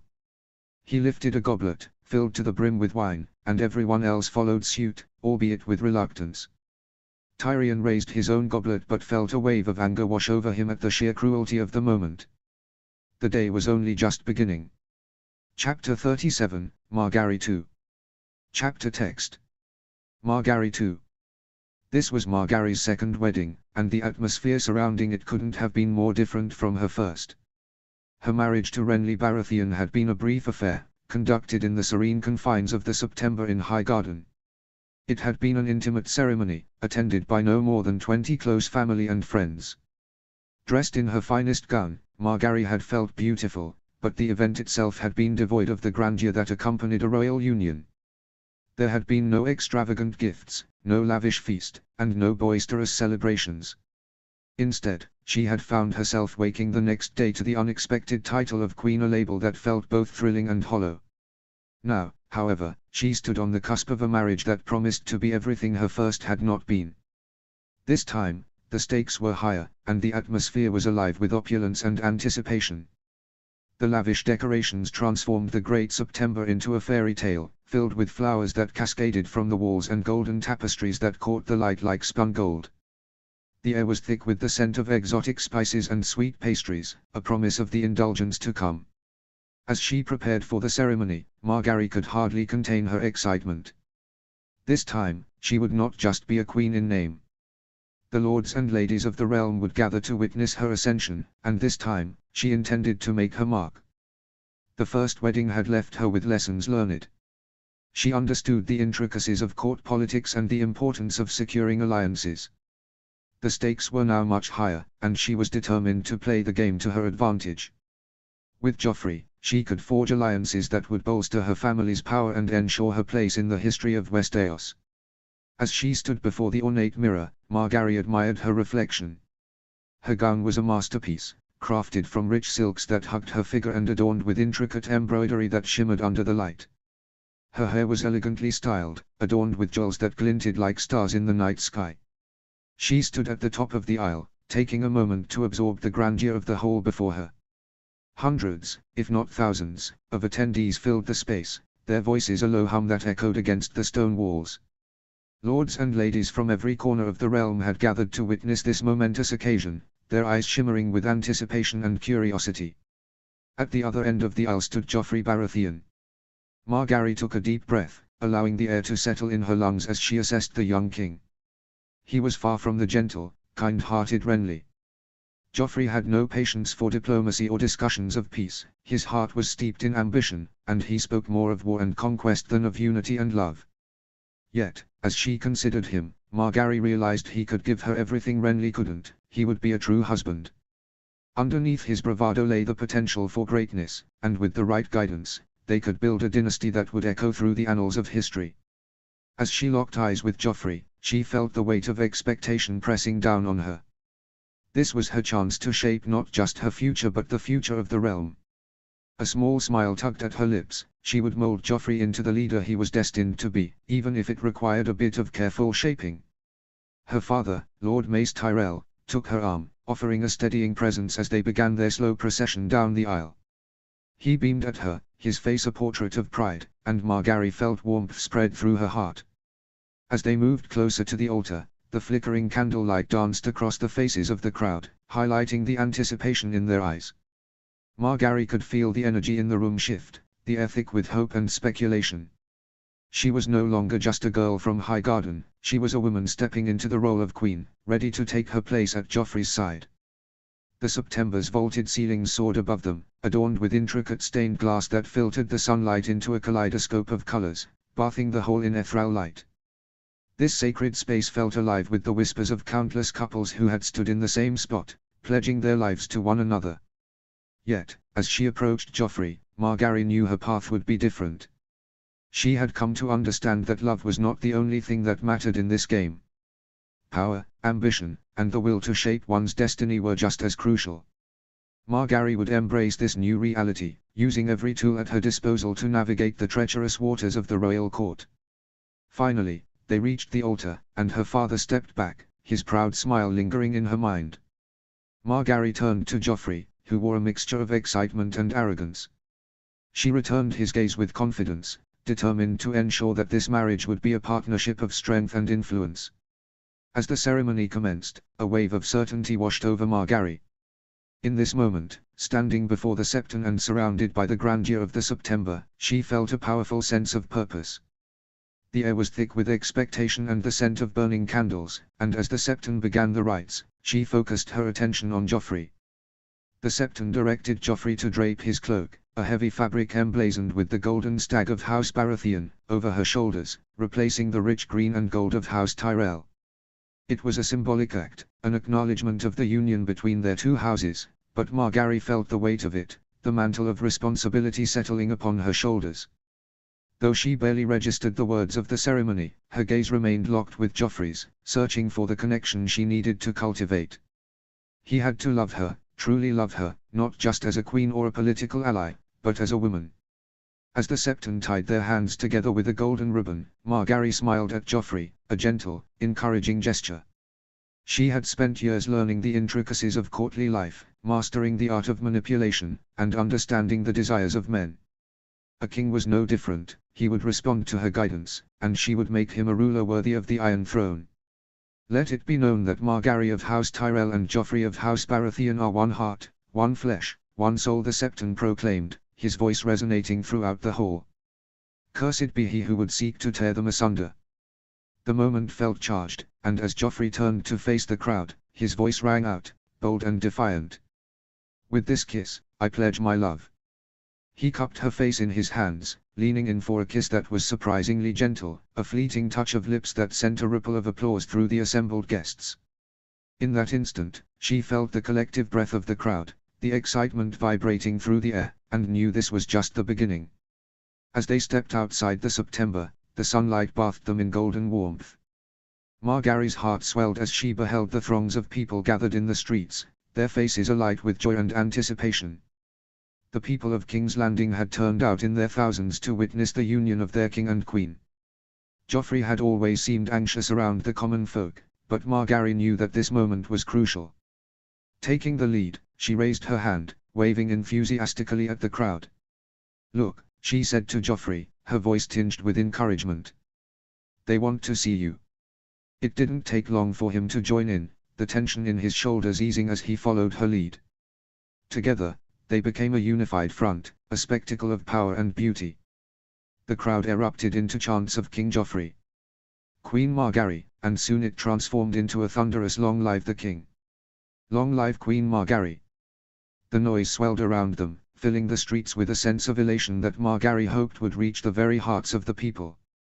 In that moment, she felt invincible. With the crowd rallying behind them, she envisioned the path ahead, a path where she would stand at Joffrey's side, not just as his wife but as a force to be reckoned with. Together, they would navigate the treacherous waters of the realm, and she would ensure that their reign was marked by prosperity and strength. Margaery turned to Joffrey, her heart racing with excitement and ambition. This was not merely a wedding, this was the beginning of a legacy. As they descended the steps, hand in hand, she smiled brightly, the future unfolding before them, full of promise and power. ___________. The grounds of the Red Keep had transformed into a vibrant tapestry of celebration, awash with bright colors and laughter. Every corner of the vast courtyard was adorned with long tables brimming with sumptuous food and overflowing flagons of wine. Lords and ladies mingled, their voices rising in merriment as they reveled in the aftermath of the wedding. Margaery stood at the head table, her gaze sweeping across the jubilant assembly, but her heart tightened as she glanced at Joffrey beside her. His expression was one of indifference, the flicker of boredom evident as he watched a group of musicians play a lively rendition of the Rains of Castamere.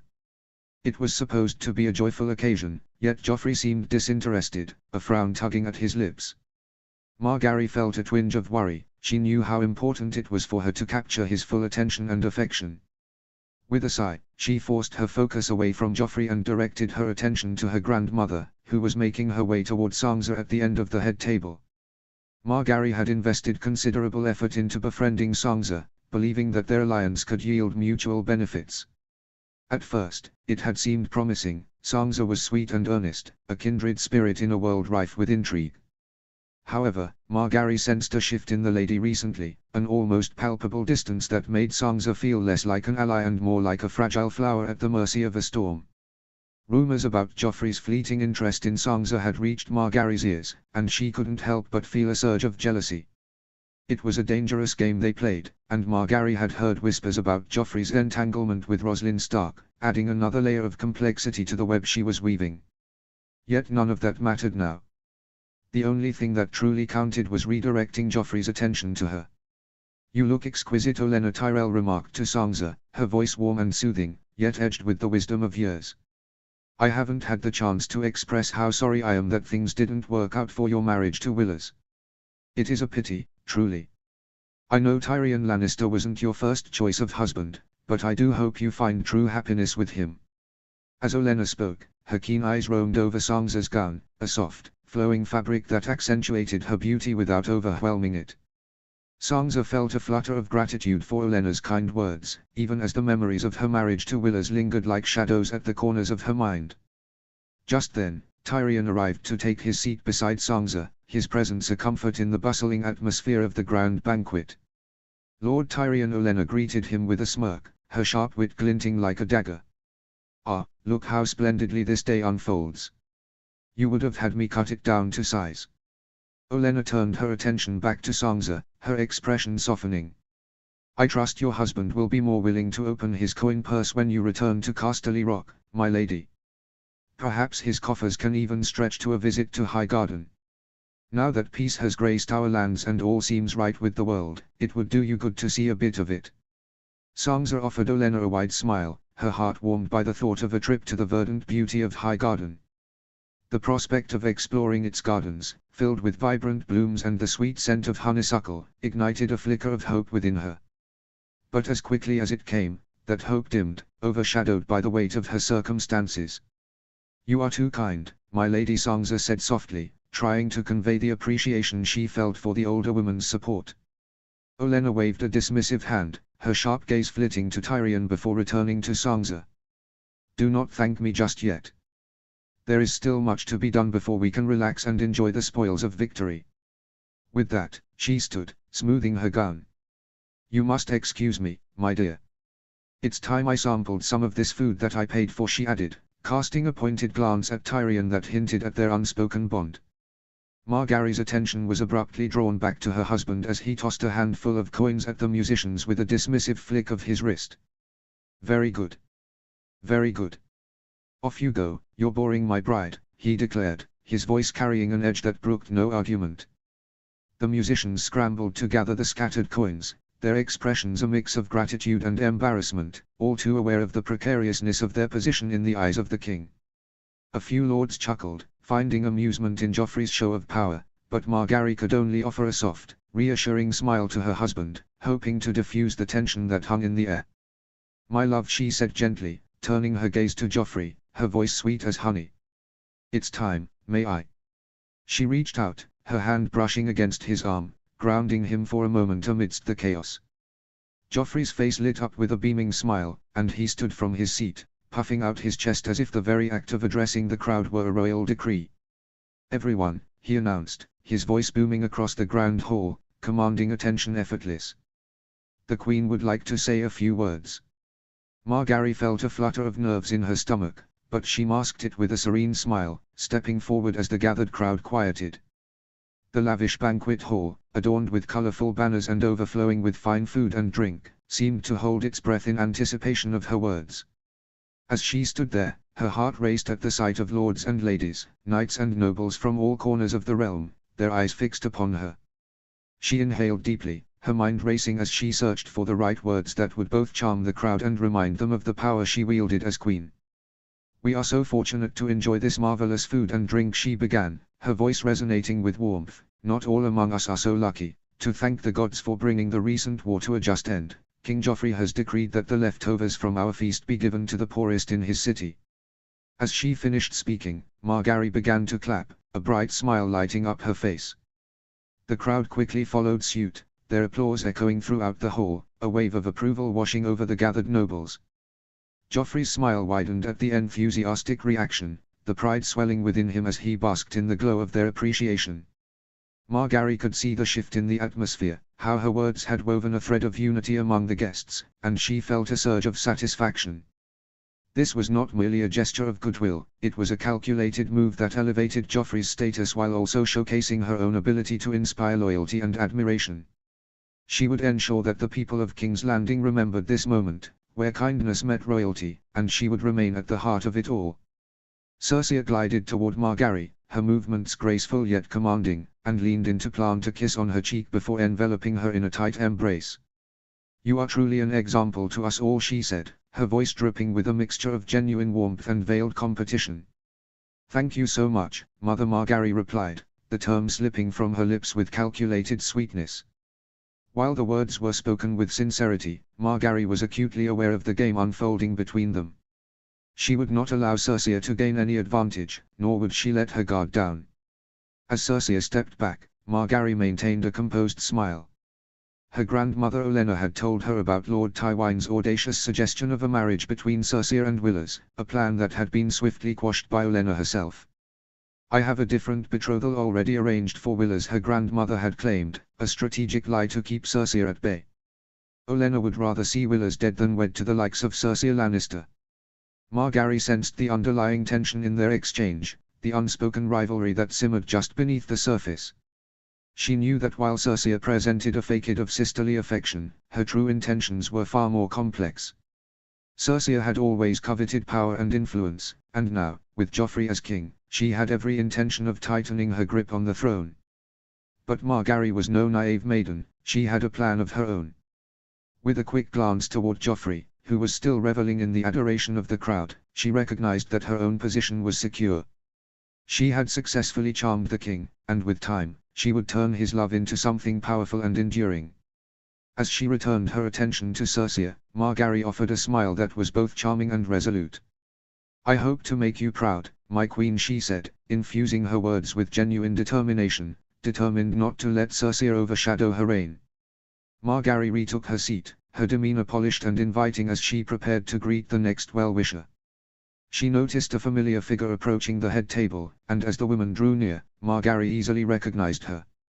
Lady Brienne of Tarth, with her imposing stature and warrior's poise, approached and gave a proper bow, her gaze respectful yet direct. "Your Grace," Brienne addressed Circea, then turned her attention to Margaery and Joffrey, saying, "My queen," miking in succession, her voice steady. Margaery stood to greet her, a warm smile spreading across her face. "Lady Brienne," she said, extending her hand, which Brienne took and placed a gentle kiss upon. "It's so good of you to come." "I am no lady, Your Grace," Brienne replied, her expression earnest but tinged with a hint of humility. "Did you just bow?" Circea asked, an eyebrow arched in disbelief. "Apologies, Your Grace. I never did master the curtsy," Brienne admitted, a touch of embarrassment creeping into her voice. Joffrey, ever keen on asserting his power, stood to greet her. "You're the one who put a sword through Renly Baratheon," he declared, a twisted grin on his lips. Margaery felt a chill at his words. "That's not true, my love," she said quickly, a protective instinct surging within her. "Brienne had nothing to do with it." "Shame," Joffrey continued, undeterred. "I would have knighted the man who put an end to that deviant's life." Both Brienne and Margaery struggled to suppress their reactions, their grief for Renly surfacing momentarily. They had both loved him deeply, albeit in different ways, and the king's flippant dismissal stung more than either of them cared to admit. "I just wanted to congratulate you both and wish you good fortune," Brienne said, deliberately ignoring Joffrey's comment. "The country has been at war too long. I hope your reign is long and peaceful." "Yes, thank you," Joffrey interjected, clearly uninterested in the sentiment of peace. Brienne, undeterred, pressed on, her tone resolute. "I would also ask Your Grace if I could be released from your service." She hesitated for a moment, gathering her thoughts. "Robb Stark has asked me to accompany him to the north, and I would like to accept with your blessing. I think it's what she paused, her voice faltering. "It's what I want," she corrected herself, determination flashing in her eyes. "Of course, my lady," Margaery said, sensing the weight of Brienne's request. "Go in grace. You have my blessing." Brienne nodded, gratitude softening her features. "Thank you, Your Grace," she replied, and with a final bow, she returned to her place in the feast. The feast pressed on, a whirlwind of laughter, music, and merriment. Entertainers flitted between the tables, performing acrobatics and musical numbers to delight the assembled lords and ladies. Margaery found herself caught in the throes of this vibrant celebration, yet her heart grew heavier as the hours stretched on. She made every effort to appear grateful and joyful, a bright smile plastered across her face as she maneuvered through the various greetings and toasts that came her way. However, the true source of her unease lay in the man at her side. Joffrey, in his element, seemed to thrive on chaos. He terrorized everyone who dared approach their table, making sport of the entertainers, inciting harsh criticism and scorn toward anyone who failed to amuse him. Margaery watched as he turned a jester's simple joke into a painful humiliation, the jester's laughter turning to stammered apologies. With each display of his cruelty, she felt the weight of her task ahead growing heavier. Conquering him would not be as simple as she had once believed. As the evening wore on, Robb and Rosalind Stark approached, drawing Margaery's attention away from Joffrey's latest amusement. Rosalind was radiant, her beauty accentuated by the gentle curve of her belly, now well into her 7th moon of pregnancy. The sight of her brought a touch of warmth to Margaery's heart. She admired the young woman's resilience, navigating the treacherous waters of the court while carrying the Stark heir. "Your Grace," Robb greeted them, his expression earnest as he bowed slightly before Joffrey and Margaery. "Congratulations on your wedding." "Thank you, my lord," Margaery replied, her smile genuine as she extended her hand to Rosalind. "And congratulations to you as well. You are glowing, my lady." Rosalind's cheeks flushed with pleasure as she took Margaery's hand and squeezed it. "Thank you, my queen. I am just eager for the baby to arrive." Joffrey, feeling overlooked, leaned back in his chair and scoffed. "Yes, I'm sure we'll all be grateful when there's more Northerns running around. What a lovely addition to the world," he said, his tone dripping with sarcasm. Margaery quickly interjected, her voice sweet yet firm. "A child is a blessing, my love, and Robb and Rosalind will make wonderful parents. We should celebrate life, not mock it." Robb shot her a grateful glance, his eyes filled with appreciation for her attempt to shield them from Joffrey's barbs. "Indeed, my queen. The North has suffered too long, and I hope that my child will bring a new beginning." "Let us hope for peace," then Joffrey said, but the way he rolled his eyes suggested he had little interest in such sentiments. "As if that would ever come from your lot." Margaery felt a tightness in her chest as she observed Robb's demeanor shift ever so slightly. The tension in the air thickened, but Rosalind squeezed her husband's hand, grounding him. Margaery marveled at Rosalind's calm, recognizing that navigating the treacherous waters of court life was a skill that could serve her well in the days to come. "Lady Rosalind, will you miss court when you return home?" Margaery asked, her voice laced with genuine curiosity as she leaned slightly closer to the couple. Rosalind's eyes sparkled with anticipation. "I am ready to see Winterfell, your grace. My place is there with my husband, just as yours is here now with yours." Her words were sincere, yet there was a hint of wistfulness in her tone, as if she longed for the comfort of home even amidst the splendor of the feast. Joffrey, who had been half listening, abruptly interjected with a flippant air. "When do you leave?" "Within the week, your grace," Robb replied, a firm yet respectful tone in his voice. "I would like to get to Winterfell with enough time before the babe is born." "Surely that won't be a comfortable journey," Olenna Tyrell chimed in, her sharp wit slicing through the jovial atmosphere. "Your poor wife, I'd have thought better of you, Robb Stark," she jested, her eyes glimmering with mischief as she surveyed the young couple. Robb chuckled, his expression lightening as he met Olenna's gaze. "It wouldn't be my first choice, my lady," he said, "but a Stark should be born in Winterfell." "Ah, a noble sentiment," Margaery interjected, her smile warm and encouraging. "Tell me, Lady Rosalind, how do you envision your time in Winterfell? Will you have time for some leisure, or will you be too busy with preparations for your little one?" Rosalind's face lit up at the question, the tension melting away. "I hope to spend time with our people, perhaps even host some small gatherings for our friends in the north. It will be a welcome change from the court." She looked at Robb with a playful glimmer in her eye. "And of course, I expect my husband to join me for some of those gatherings, if he can tear himself away from his duties." Robb chuckled, the earlier tension dissipating. "I promise to make time for you, my lady. I would never turn down an opportunity to enjoy a peaceful afternoon in the gardens, especially with you by my side." "I hope we are as blessed as you both are," Margaery said, her voice warm and sincere. "A royal child would be the perfect way to end the war, don't you agree, my love?" She turned to Joffrey, hoping to spark his interest. "Of course, my love," Joffrey replied, a hint of pride in his tone. Robb and Rosalind exchanged their well wishes before returning to their seats, but Margaery's gaze lingered on them. She noted how Robb kept his hand resting gently on Rosalind's back, a gesture that spoke volumes of their bond. There was an unmistakable warmth in their relationship, a genuine love that blossomed like the flowers of High Garden, something pure and real. A pang of longing twisted in Margaery's heart as she realized that such affection was a luxury she might never experience with Joffrey. Instead, she was bound to a king whose whims often overshadowed any potential for tenderness. Still, she steeled herself, determined to navigate the complexities of court life and reshape her destiny. "Quiet!" Joffrey commanded, his voice echoing across the grand hall as he rose from his seat once again. The chatter faded to a hush, and all eyes turned to the young king, whose expression shifted from boredom to something resembling a theatrical fervor. "Clear the floor. There has been far too much frivolity at this royal wedding. This is not just a celebration, it is a moment in history. It is time for all of us to reflect on that history." He paused, letting his gaze sweep over the gathered lords and ladies, ensuring he had their full attention. "My lords, my ladies." As his words hung in the air, a magnificent lion's head positioned in the corner of the stage opened its mouth wide, and to the astonishment of the guests, a troop of dwarfs tumbled out. Each was meticulously dressed as a figure from the annals of Westeros: Joffrey himself, Renly Baratheon, Stannis Baratheon, and Balon Greyjoy, all brought to life in this outrageous spectacle. "Behold!" Joffrey declared, a gleam of excitement in his eyes. "I present to you, the War of the Four Kings." The dwarfs took their places on the stage, striking dramatic poses that mimicked their historical counterparts. The audience, a mix of amusement and disbelief, leaned in closer to catch every detail of this unusual performance.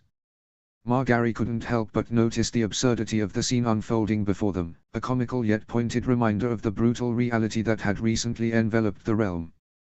The dwarfs launched into a series of absurdly exaggerated battle scenes, each performance more ludicrous than the last. They shouted their lines with varying degrees of seriousness, some were comedic quips, while others were delivered with a bravado that made the audience chuckle. The scene was a chaotic yet amusing reflection of the rivalries and ambitions that had defined the recent war. Margaery observed Cersei, who struggled to stifle her laughter, her lips twitching as she glanced at her son, Tommen, who was thoroughly enjoying the spectacle and giggling uncontrollably at the antics unfolding before him. In contrast, Sansa sat stiffly, her discomfort palpable. She shifted her gaze from Joffrey to the stage, clearly unsettled by the mockery of events that had brought so much pain and suffering to the realm. Margaery could sense Sansa's unease, knowing all too well how recent tragedies weighed heavily on her heart, even amidst the laughter that filled the hall. Margaery's gaze followed Lora's as he abruptly rose from his seat, unable to bear watching the grotesque reenactment of Renly's death. The sight stirred something bitter in her heart. Nearby, Tyrion sat rigid beside Sansa, his anger barely concealed. The use of dwarfs in the performance had been a clear and cruel attempt to mock him, and it had succeeded. His jaw tightened as the scene unfolded, humiliation flickering in his eyes, though he said nothing, his fury simmering just beneath the surface. Margaery could see the tension building, knowing that beneath the jest lay real wounds being cruelly exploited. Joffrey, reveling in the spectacle, pointed at each performer with delight. "Look. See how Renly dances like a fool, and Stannis broods in the corner, ever so serious. And who could forget Balon Greyjoy, the king of the Iron Islands, forever seeking his moment of glory?" His laughter boomed, encouraging the dwarfs to exaggerate their movements even further. Margaery watched stone-faced as the dwarf playing Joffrey killed the performer playing Stannis. The king rose to his feet and cheered, and most of the audience did the same. Margaery felt sickened as she scanned the faces of the other people at the head table. It was clear a lot of them did too. "Well fought," Joffrey called, his voice dripping with arrogance as he offered a small red bag toward the dwarf playing his likeness. "But you are not the true champion yet," Joffrey added with a smirk. "A real champion defeats all his challengers. Surely, there are others here who still dare to question my reign." An uncomfortable silence fell over the hall. Margaery could feel the tension rising, the guests shifting awkwardly in their seats, no one daring to meet the king's eyes. Joffrey's gaze scanned the room, then settled on Tyrion, his smirk widening. "Uncle. What about you? I'm sure they have a spare costume." Tyrion slowly rose from his seat, his expression calm but his words edged with sharpness. "One taste of battle was quite enough for me, Your Grace," he said, his voice carrying a hint of dry humor. "Besides, I'm sure my wife would be most grateful if I kept what remains of my face intact." The hall rippled with uneasy laughter, but Tyrion wasn't finished. He took a step forward, his eyes fixed on Joffrey. "Perhaps you should be the one to fight," Tyrion suggested, a gleam in his eye. "This little performance is but a poor imitation of your own bravery on the field at the Blackwater." I speak as a first-hand witness, after all. He gestured to the stage. Why not climb down from the high table with your shiny new sword and show everyone how a true king wins his throne? The crowd's attention was locked on the exchange, breathless with anticipation. Joffrey's smile faltered, and a faint flush of anger tinged his cheeks, but Tyrion pressed on, unfazed. Be careful, though, he added, nodding toward the dwarf playing Stannis. This one seems quite mad with lust. It would be a shame for the king to lose his virtue mere hours before his wedding night. The laughter swelled, louder and more genuine this time, rippling through the hall as guests struggled to contain their amusement. Joffrey's face contorted in rage, his eyes narrowing dangerously on Tyrion, but for a fleeting moment, he was at a loss for words, his fury simmering beneath the surface. The hall fell into a tense silence, everyone watching, holding their breath for the king's next move. Without a word, Joffrey snatched up his goblet and stormed toward his uncle, who had already settled back into his seat beside Sansa. The guests looked on, their unease growing. Joffrey hovered over Tyrion, and in a swift, spiteful motion, he tipped the goblet, emptying its contents over his uncle's head. Wine cascaded down Tyrion's face, soaking his clothes and splattering onto the floor. The entire hall was stunned into stillness. Joffrey, satisfied with his petty act of humiliation, turned and sauntered back toward his seat, his lips curling into a smug smile. But before he could sit down, Tyrion's calm voice cut through the heavy silence. A fine vintage, Tyrion remarked, wiping a streak of wine from his face with his finger. He brought it to his lips and tasted it thoughtfully, before adding with deliberate nonchalance, "What a shame it spilled, Your Grace." Joffrey froze mid-step, his smile vanishing in an instant. "It didn't spill," he began, his voice rising in frustration, but Margaery, sensing the dangerous escalation, quickly intervened. "My love," she called out sweetly, her voice ringing through the hall. "Come back to me. It's time for my father's toast." Her eyes pleaded with him, and the tension in the air shifted slightly as the guests turned their attention toward her, grateful for the distraction. Joffrey hesitated, torn between his anger and the urge to appear gracious in front of his new queen. But even as he began to relent, his mood darkened again, his gaze flicking back to Tyrion. "But how can I toast without wine?" Joffrey asked, his voice taking on a mocking tone. His eyes gleamed with malice as he turned back toward his uncle. "Uncle, you can be my cupbearer." Tyrion glanced at Sansa, her face pale and anxious, before addressing Joffrey once more. "I'm sorry, Your Grace," Tyrion said with cool defiance, "but the Lady Sansa and I were about to retire. She's unwell, and we have a long journey ahead of us in the coming days." Joffrey's expression twisted, his voice rising in fury as he retorted, "Who do you think you are to deny me?" The hall fell deathly silent again, the tension thickening as Joffrey glared down at Tyrion, his hands clenched into fists. For a moment, it seemed as though the king might explode with rage.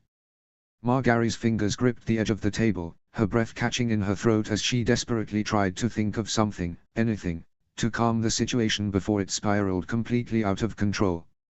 "Please, my love," she urged again, her voice soft yet firm, "let us not sour such a joyous day with bitterness. It is our wedding feast, after all. Let the past rest. There are so many who wish to celebrate with you." Joffrey's gaze flickered between his uncle, his new queen, and the crowd, which now seemed frozen in collective dread. Slowly, his clenched jaw relaxed, and though the anger still smoldered in his eyes, he took a long breath. With one final look of disdain at Tyrion, he turned back to Margaery, forcing a smile.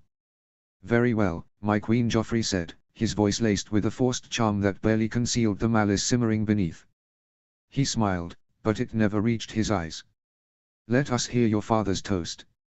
As he moved back to his seat, the applause from the guests rang hollow in his ears, his mind clearly elsewhere, far from the feast, far from the celebratory atmosphere. His thoughts lingered darkly on the insult that had just been dealt. The venom in his narrowed gaze made one thing clear: Tyrion's defiance would not be forgotten, nor forgiven. Margaery, still standing at the head of the table, watched with growing unease as Sansa and Tyrion discreetly excused themselves from the remainder of the festivities. Sansa looked pale, her steps hurried as Tyrion guided her away, his expression unreadable. Margaery's heart tightened, torn between relief that they had managed to avoid further conflict and dread at what might follow. The show of calm from her new husband was merely a mask, and she knew all too well that Joffrey's wrath would eventually find an outlet. Chapter 38, Roslyn 15.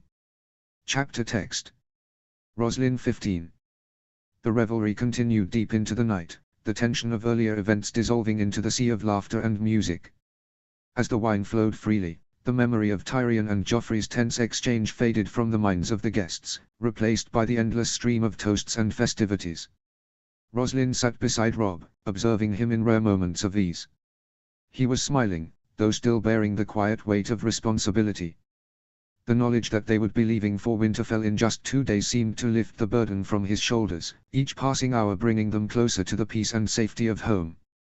The feast was a whirlwind of indulgence, lords and ladies lost in drink, laughter, and whispered conversations.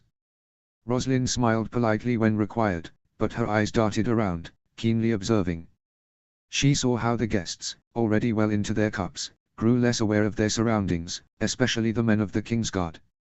They were supposed to be the realm's elite protectors, yet she watched as even they indulged, their vigilance dulled by the 4th, then the 5th cup of wine. Margaery, for her part, had excused herself from the table, retreating to her chambers with her handmaidens in preparation for the night's bedding ceremony. Unlike the traditional, bawdy spectacle that often accompanied royal weddings, the king and queen had decided to hold their ceremony in private. The announcement had been met with murmurs of understanding from the crowd, though some disappointed glances were exchanged among those who had anticipated a grander affair. Roslyn's thoughts wandered as she watched the guests succumb to their drunken merriment. Her hand absently drifted to her belly, where her unborn child rested, growing stronger with each passing day. Robb, next to her, rested a gentle hand over hers, their silent exchange speaking volumes. Soon, they would be away from the politics and dangers of King's Landing, back in Winterfell, where a Stark should be born. But as Roslyn gazed around the hall, her mind was elsewhere. Joffrey, now too drunk to notice the stairs, lounged at the high table, throwing careless commands to his servants and occasionally barking out laughter. His face was flushed, and his attention wandered aimlessly as he tore apart a hunk of meat. The revelry had died down significantly as the night wore on. Most of the royal family had excused themselves hours ago, retreating to their private chambers. It was only a matter of time before Joffrey followed suit, and when he finally did, he left with just a single guard at his side, while the remaining lords and ladies were far too intoxicated to notice his departure. Roslyn sat quietly at the table, absorbing the dwindling festivities around her. She felt the weight of the atmosphere shift as she took a moment to compose herself, the laughter of the remaining guests fading into a dull background hum. After a short while, she too excused herself, though Robb insisted on coming with her. His brow furrowed in concern, but the wine had clearly muddled his thoughts, and he was too inebriated to protest when she gently urged him to stay. "Stay, Robb," she said softly, brushing his arm as she stood. "You need to enjoy yourself before the journey to Winterfell." "I'll be fine." He nodded, his eyes glassy, and she left him behind, the sound of his laughter following her as she walked through the dimly lit halls of the Red Keep. The torches flickered along the stone walls, casting long shadows that danced eerily in the corners. She passed several lords, far too drunk to even notice her presence, their raucous laughter echoing against the cold stone. After wandering for a while, she came upon a member of the Kingsguard, swaying unsteadily, his hand gripping the wall for support. "Hello, sir," she said, forcing a friendly smile despite the tension coiling in her stomach.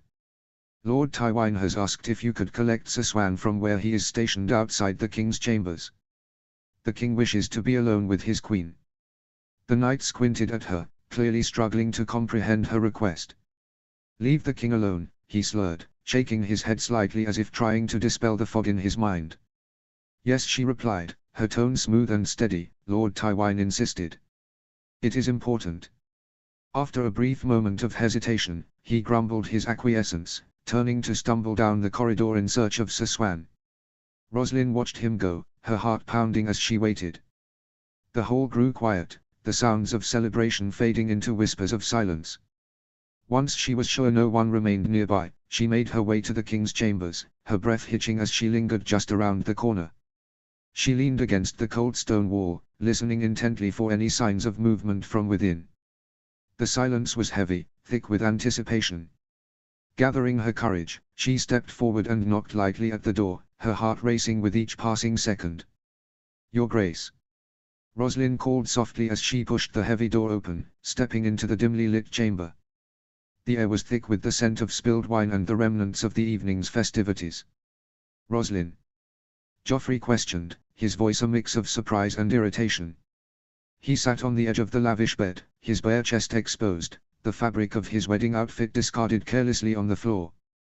The golden threads of his attire shimmered dimly in the candlelight, and she couldn't help but notice the stark contrast between his regal garb and the more casual, disheveled state he now found himself in.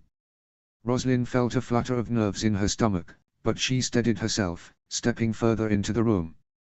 This was the king, the man who held so much sway over the lives of many, and yet here he was, stripped of the trappings of his title, left with only his arrogance and volatile spirit. "What are you doing here?" he asked, a hint of annoyance creeping into his voice as he ran a hand through his tousled hair. "Shouldn't you be at the feast, celebrating my union?" I wanted to see you alone, Your Grace," she replied, her voice steady despite the rapid beating of her heart. "There's something important I need to discuss." "Important?" Joffrey raised an eyebrow, skepticism etched across his face. What could possibly be so vital that it couldn't wait until morning? "You've disrupted my evening." Roslin took a step closer, trying to gauge his mood. The flickering candlelight cast shadows across his face, highlighting the sharp angles of his jaw and the contemptuous glint in his eyes. "I wanted to apologize, Your Grace," Roslin began, her voice trembling slightly as she fought to keep her composure. "I miss our friendship and what we could have been." "Well, it didn't seem that way when you allowed my uncle to humiliate me," Joffrey snapped, his eyes narrowing as he stepped closer, the tension between them thickening like a storm cloud. "I wanted you, Roslin, and I know you wanted me too. But as soon as my uncle arrived, you played the victim." "I know I did, Your Grace," Roslin confessed, her voice trembling with a mix of vulnerability and desperation. "I wanted you so badly, more than I ever wanted Robb. But then your uncle arrived, and he would have told Robb, so I had to lie. But I still want you." Joffrey's brow arched, a mixture of skepticism and intrigue flaring in his eyes. "Is that so?" he asked, leaning slightly forward as if drawn in by the boldness of her admission. "Yes, Your Grace," she replied, gathering her courage.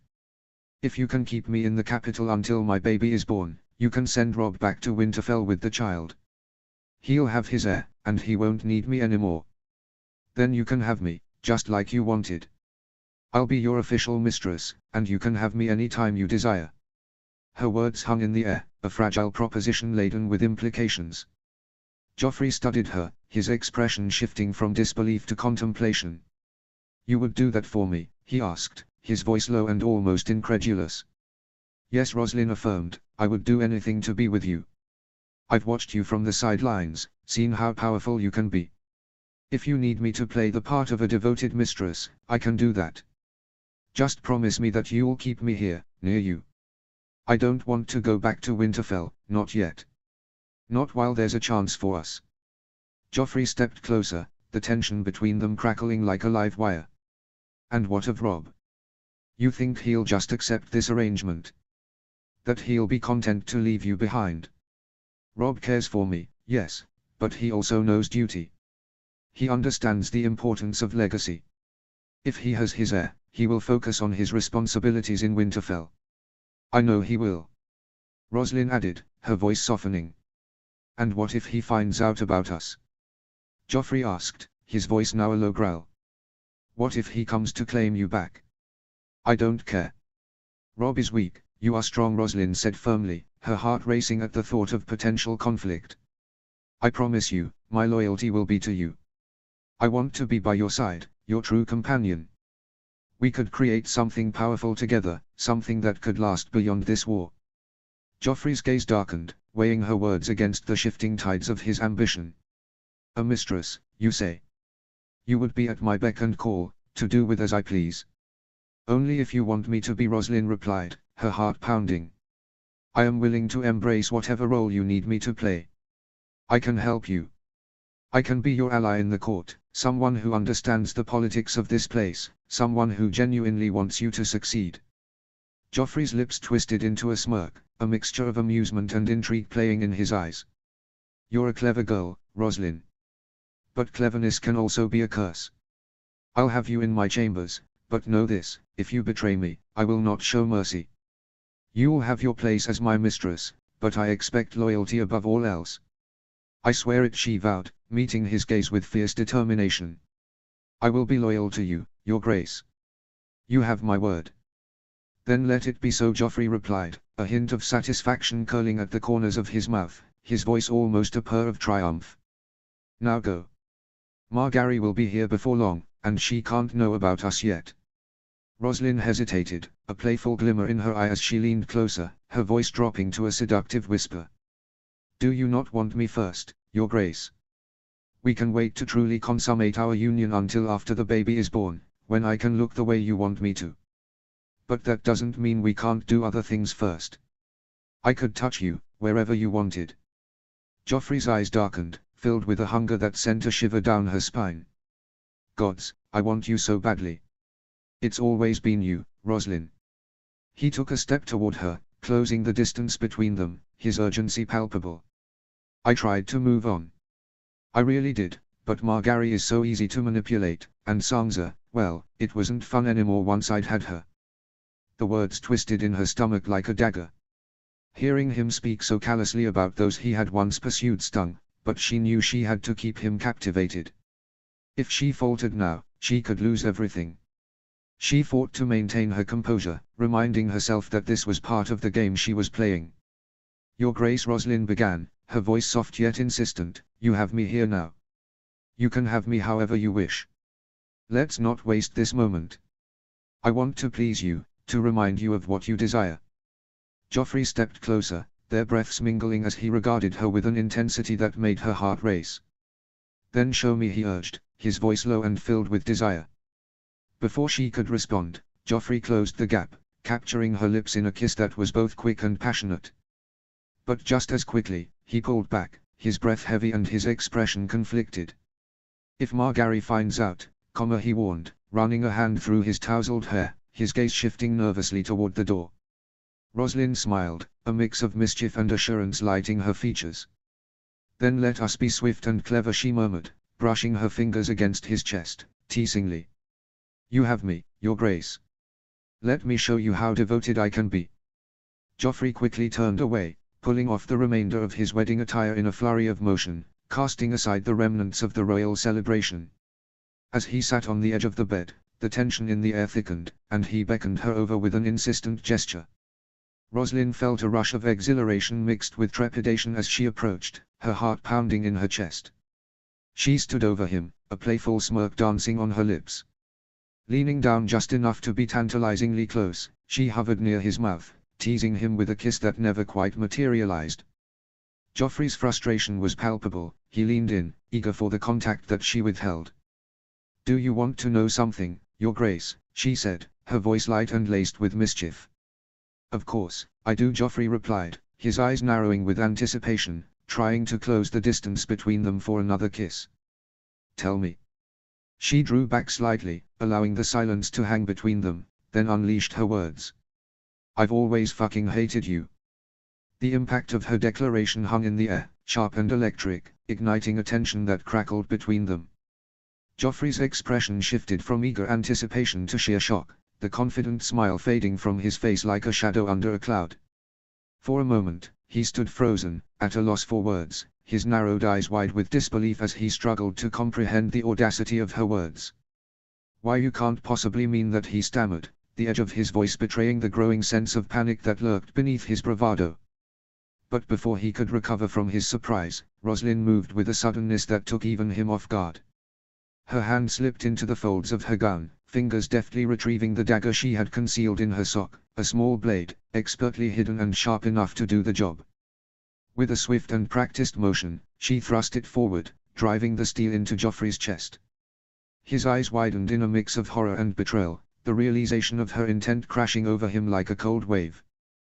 The initial shock of the blade's intrusion was followed by an immediate, visceral pain that coursed through him, igniting his instincts. He staggered backward, clutching at the wound as blood seeped from his chest, warm and slick between his fingers. What have you done?" he gasped, the bravado he had worn like armor evaporating in an instant. His voice was strained, a blend of anger and disbelief, as he stumbled toward the bed, his strength rapidly waning. Joffrey's face twisted with fury and fear as he sank to his knees, the weight of his crown suddenly feeling like a noose tightening around his neck. "You'll pay for this," he shouted, though the bravado in his voice faltered as he gasped for breath. "Will I?" Roslyn countered, her tone cool and calculating. "You're the one bleeding out on the floor, my lord. Your reign ends here, and I won't shed a single tear for you. No one will." As he writhed in agony, the color drained from his face, leaving him pale and ghostly.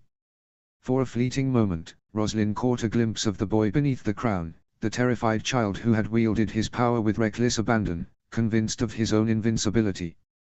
"I could have given you everything," he croaked, desperation lacing his voice as he struggled for breath. "I could endure what you did to me," Roslyn replied coldly, her gaze unwavering. "But what you did to Sansa? You're sick, you're a monster.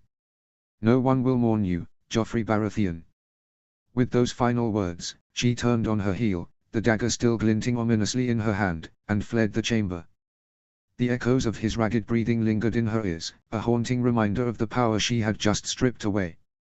As she hurried through the dimly lit halls of the Red Keep, her heart raced with a potent mix of adrenaline and fear, acutely aware that she had crossed a line that could never be uncrossed. Miraculously, she had avoided splattering his blood on her gown, but the crimson stain on her hands was a vivid reminder of what she had done. She needed to reach her chambers quickly. Suddenly, the anguished scream of Margaery pierced the air. "No! My love, stay with me. Someone help the king. Guards, please." The desperation in her voice sent a shiver down Roslyn's spine, but she pressed on, determined to escape the chaos she had unleashed. It became evident that returning to her room undetected would be impossible. In a moment of clarity, she realized she wasn't far from Tyrion and Sansa's chambers. Panic surged within her as she pounded on the door, striking it hard but not loud enough to draw undue attention. She knocked for what felt like an eternity, her heart pounding in her chest, until at last, Tyrion opened the door. His expression shifted from surprise to distress as he took in the sight of her, blade glistening with blood covering her hands, eyes wide with urgency. "My lady, what have you done?" he whispered, ushering her into the room with a sense of urgency that belied his usually measured demeanor. Roslyn stepped inside, the gravity of her actions crashing down around her like a heavy cloak. The atmosphere was thick with tension, and she could sense that nothing would ever be the same again. Chapter 39, Robb 13. Chapter text. Robb 13. The death of King Joffrey brought everything in King's Landing to a standstill. All movement in and out of the city had been halted by royal decree until after the funeral, and the once celebratory atmosphere had turned to one of suspicion and fear. Cersei and Tywin Lannister were consumed by rage and grief, leading investigation after investigation, each more ruthless than the last. Yet, despite their relentless efforts, the truth of what had happened to the young king remained elusive. The city buzzed with rumors, each more outlandish than the one before. No solid evidence had emerged, and no formal accusations had been made, leaving everyone to speculate. Some whispered that it was Tyrion Lannister, Joffrey's uncle, who had sought revenge after their heated argument at the wedding feast. The tension between them had been palpable, and Tyrion had never hidden his disdain for his nephew. Others claimed that a vengeful whore, sent to excite the king before the bedding ceremony, had lost her temper with him. Still others believed the dark magic of Stannis Baratheon's Red Woman was to blame. They murmured of shadowy figures and sorcery, saying Melisandre had slipped into the city unnoticed to carry out an assassination on her master's behalf. These whispers grew louder in the days following Joffrey's death, feeding on the fear of those who had long dreaded Stannis' turn to the Red Priestess. And then there were the conspiracy theorists, who speculated that the plot had come from within, some of the most radical voices even pointing to Queen Margaery, suggesting that she had sought to rid herself of the boy king. Yet, the young queen's tears and public mourning had convinced many of her innocence, at least for the moment. With no clear culprit and no one willing to act openly, the city remained trapped in a state of limbo. The shadow of suspicion loomed over the capital, and every noble, guard, and servant knew that until justice was served, no one would be allowed to leave. As Tywin Lannister pressed the city watch and the Kingsguard for results, The weight of his wrath hung heavily over the city, promising that when a suspect was finally named, they would face a swift and brutal end. The 2 Kingsguard that had left the king unprotected had already been sent to the wall as punishment. Meanwhile, in the Red Keep, whispers grew louder with each passing day. Trust was eroding, and the tension in the air was almost suffocating. The once grand halls now felt like a gilded prison, where every glance was filled with suspicion, and every whisper seemed to carry a deadly secret. Robb Stark wasn't sure what to believe about Joffrey's death.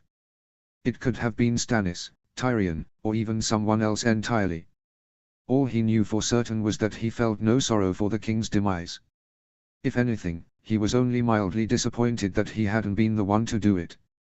As much as Robb despised the Lannisters, a part of him felt a grim sense of satisfaction knowing Joffrey would never sit on the Iron Throne again. The morning of Joffrey's funeral, Robb woke early, as he often did, and made his way to Grey Wynd.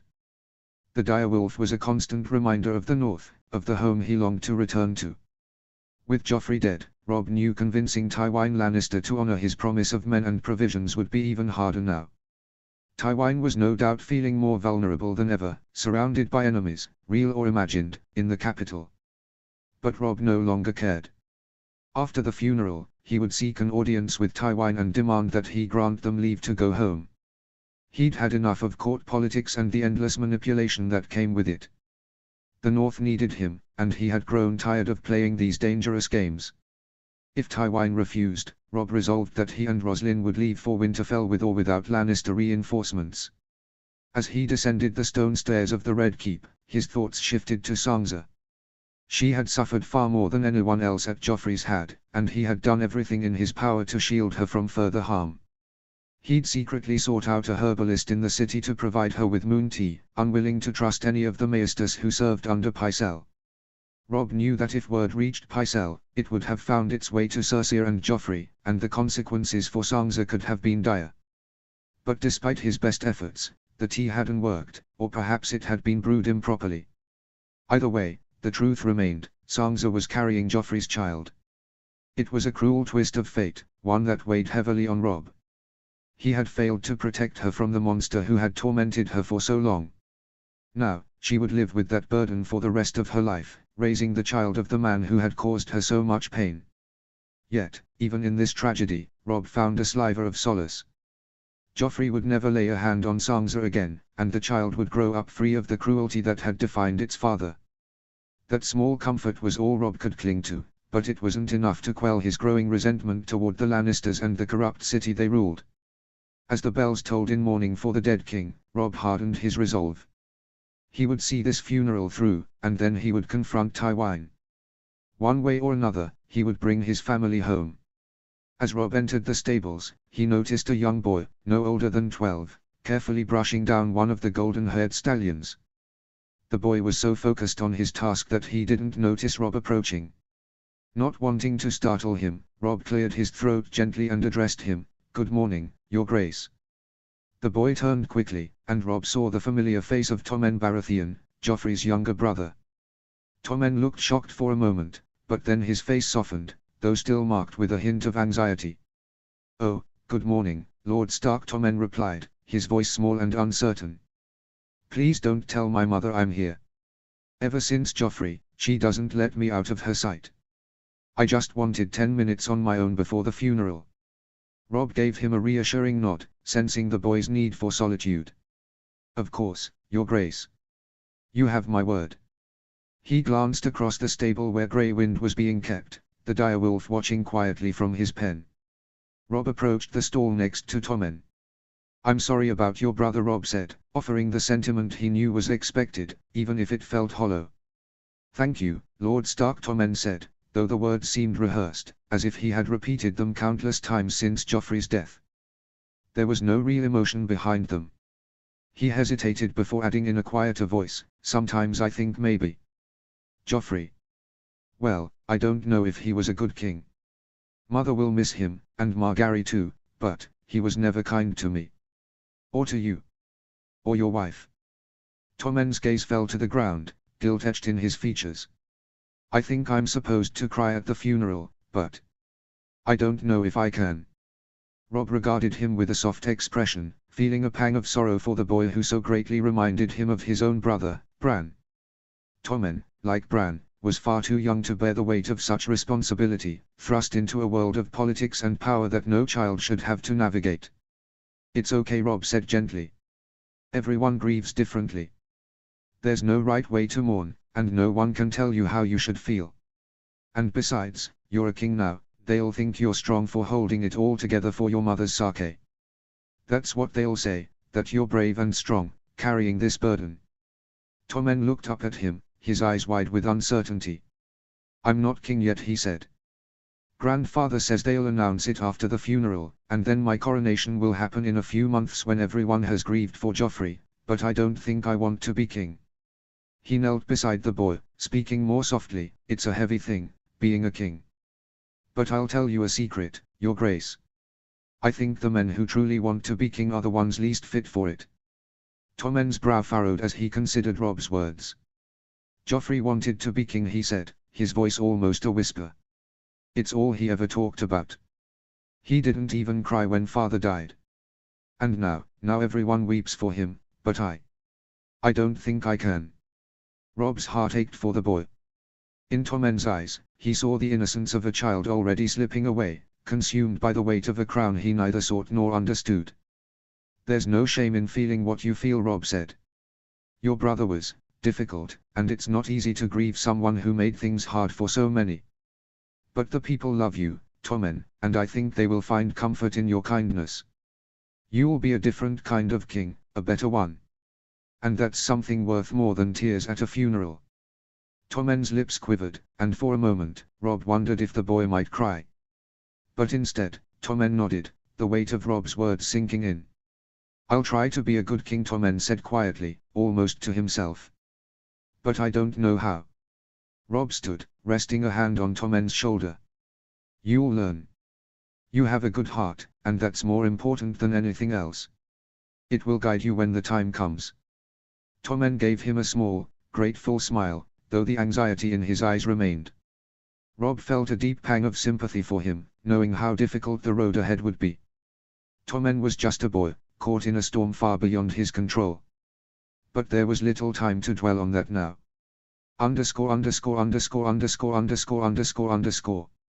Robb and Roslin ascended the stone steps leading to the Great September of Baelor, their footsteps echoing in the early morning quiet. The contrast between today's grim procession and the riotous revelry of Joffrey's wedding just days before was stark. The same lords and ladies who had been adorned in gold and crimson now wore black veils and somber cloaks, their faces shadowed with mourning, or what passed for mourning in King's Landing. Most of them had indulged in too much wine at the feast, and now shuffled along, bleary-eyed and heavy-hearted, whether from grief or from the lingering effects of the celebrations. Robb walked beside Roslin, his arm resting protectively around her as they climbed the steps. He had tried to broach the subject of Joffrey's death more than once, curious about her thoughts. With so many rumors swirling about what had happened to the young king, it seemed everyone had their own theory, from whispers of poison to assassination by unseen enemies. Yet, whenever Robb asked Roslin for her opinion, she deflected his questions with vague, non-committal answers.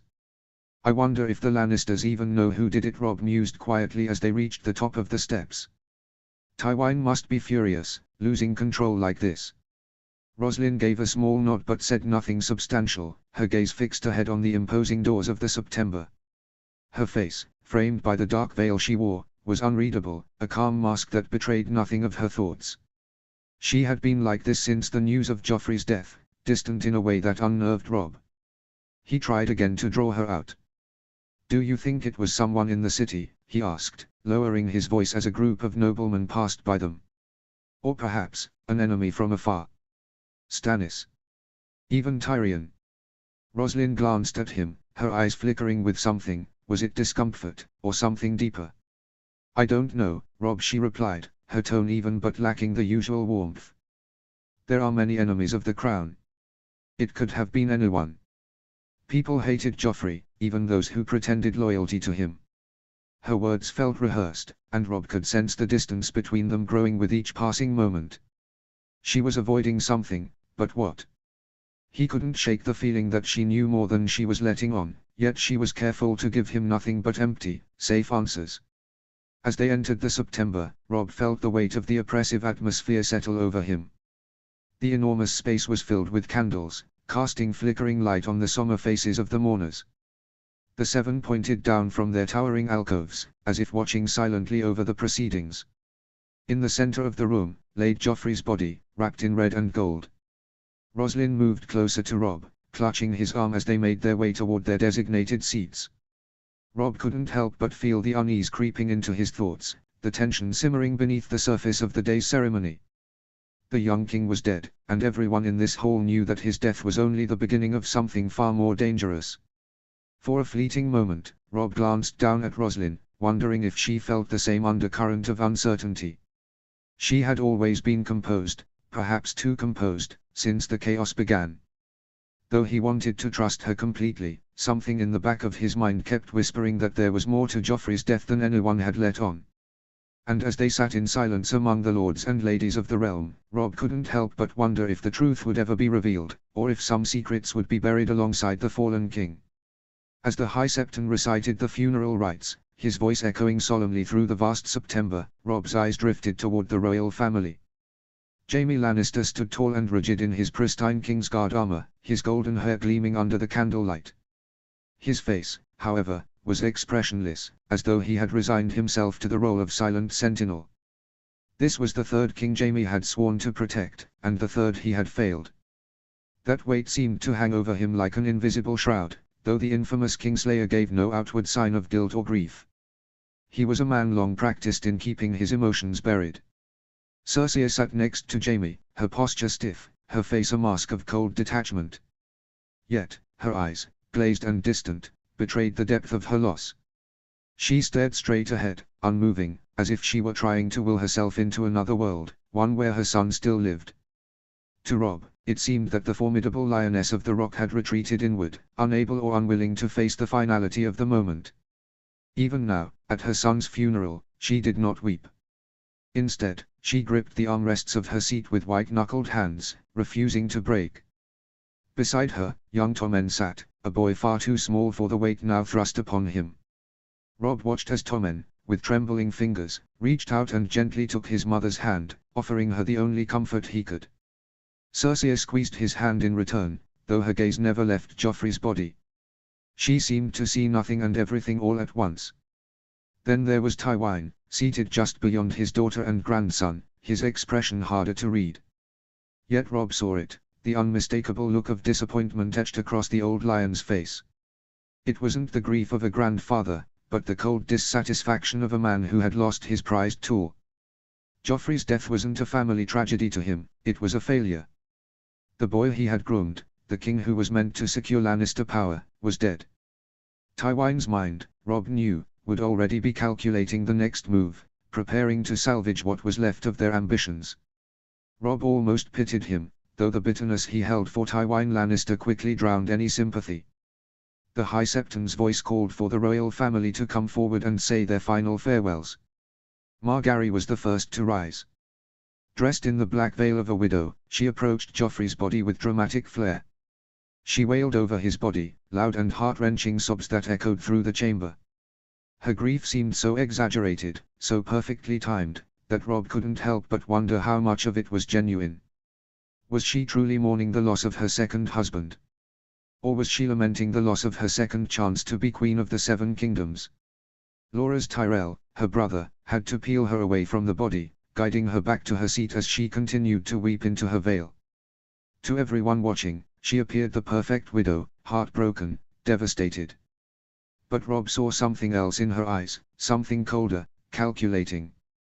Margaery might have lost her king, but Robb doubted she was done with her ambitions for power. Next came the Lannisters, each of them approaching the body in turn, significantly less emotional than Margaery. Jaime placed a hand on the edge of the altar, his face unreadable, and muttered a brief, private farewell.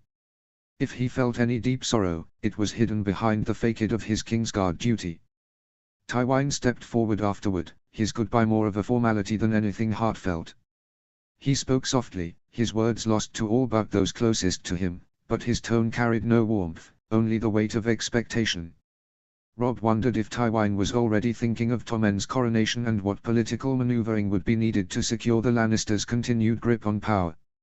Cersei was the last to step forward, and her farewell was different. She lingered, her hand resting on Joffrey's cold, lifeless one, her lips trembling but no sound escaping. She stood there for what seemed like an eternity, her grip tightening as if holding on to him could somehow bring him back. Her eyes, once fierce and full of venom, now brimmed with a pain so raw it almost broke through the iron will she had maintained throughout the ceremony. When the time came for her to step away, she hesitated, her face contorted in anguish as she struggled to let go. For all her faults, and there were many, Rob could see that in this moment, Cersei Lannister wasn't a queen or a manipulative schemer. She was just a mother, grieving the son she had lost. The crowd watched in silence as Cersei finally let go and returned to her seat, the weight of her sorrow etched into every line of her face. The High Septon resumed the final rites, but Rob's mind was elsewhere. He glanced at Roslyn beside him, her face as calm and composed as ever. The truth about Joffrey's death lingered like a shadow over the entire court, but the real question remained, who would dare step forward and reveal it? And what would happen when they did? The final rites were nearing their end, and the atmosphere in the September grew heavier. Rob could feel the tension in the air, though most tried to mask it with solemnity and reverence. Joffrey's murder had cast a shadow over every corner of the court. No one dared speak of it openly, but whispers spread like wildfire, accusations hovering just below the surface. Rob's thoughts returned to those whispers. Who would be blamed for the king's death? The obvious target was Tyrion, of course. He had openly defied Joffrey at the wedding, and the tension between them had been palpable. Rob had heard the rumors circulating. Tyrion was the monster in everyone's story, the dwarf who resented the crown and had finally lashed out. But Rob doubted it. Tyrion was clever, yes, but killing Joffrey so openly seemed reckless, even for him. Tyrion and Sansa were sat in this hall somewhere though Rob hadn't seen them yet. He wondered how they were coping. He mostly thought about Sansa and who she would feel being forced to mourn her rapist. Then there were the whispers of the Red Woman, Stannis' shadowy priestess. Some claimed she had infiltrated the capital, using dark magic to strike down the Boy King in vengeance for Renly's death. It was a convenient rumor, one that fed on the fear of the unknown. But Rob wasn't convinced. There was no proof, only fear, and that made it easy to dismiss. And what of Margaery? Rob glanced at her again, sitting in her widow's veil, dabbing at her eyes with a handkerchief. Her wails of grief had been so loud, so theatrical. Could it all have been an act? Was she capable of plotting Joffrey's murder to secure her own future? She had lost 2 husbands now, both of them kings, and yet Rob couldn't shake the feeling that her grief was as carefully orchestrated as her rise to power. But if she had a hand in Joffrey's death, she was playing a dangerous game, one even her cunning grandmother, the Queen of Thorns, might struggle to control. Finally, his thoughts turned to Roslyn. His wife had been distant lately, withdrawn in a way he couldn't quite understand. She had always been gentle, even kind, but something had changed since Joffrey's death. There was a resolve in her that he hadn't seen before and she had sworn to kill him after what he did to Sansa. Could she have done it? Rob pushed the thought aside. It was impossible. Roslyn wouldn't have the means, nor the heart to commit such an act. But as he looked at her again, he couldn't help but wonder, what if she wasn't as innocent as she seemed? The High Septon's voice drew Rob back to the present. May the 7 welcome King Joffrey into their halls, the old man intoned, his voice heavy with ceremony. May the Mother give him peace, and the warrior grant him strength. Rob suppressed a scoff. Peace. Joffrey had known nothing of peace in life, and Rob doubted he'd find it in death. As the rites concluded, the crowd began to rise from their seats. The royal family moved first, leading the procession out of the September, their faces still cast in mourning. Rob and Roslyn followed, blending into the sea of nobles as they exited the grand hall and stepped out into the open air of the courtyard. As they made their way back to their quarters, Rob leaned close to Roslyn. "Are you all right?" he asked quietly, searching her face for any sign of distress. She nodded, offering him a small smile, though it didn't reach her eyes. "I'm fine, Rob. It's just a lot to take in." Rob studied her for a moment longer, then nodded. "It'll be over soon," he assured her. Tonight, I'll speak to Tywine and leave for the north. With or without his men. Roslyn's smile tightened, and she gave a small nod. Yes, she agreed. The north. They continued walking in silence, the weight of unspoken words hanging between them. As they reached the doors to their chambers, Robb felt a growing sense of unease settle in his chest. Something was coming, something that would change everything. And though he didn't know it yet, Joffrey's death was only the beginning. Chapter 40, Roslyn 16. Chapter text. Roslyn 16. Roslyn walked through the dim, winding halls of King's Landing, her footsteps echoing in the eerie silence. The castle, always alive with bustling courtiers and whispering conspiracies, felt unnaturally still. A cold shiver ran down her spine, but she pressed forward, unsure where she was heading. Eventually, she found herself standing before a door she didn't recognize, its heavy wood slightly ajar. Hesitating only for a moment, she pushed it open and stepped inside. The room was soft and warm, bathed in the glow of candlelight, and she realized with a start that it must be a nursery. In the center, a delicate bassinet rested beneath a canopy of pale silk. Something pulled her toward it. She walked slowly, her heart thudding in her chest as she approached. Peering over the edge, she saw a small bundle nestled in blankets. Her breath caught in her throat as she gazed down at the baby girl, who blinked up at her with wide, innocent eyes. Roslyn knew, without a doubt, this child was hers and Robb's. A wave of emotion flooded through her, overwhelming and fierce.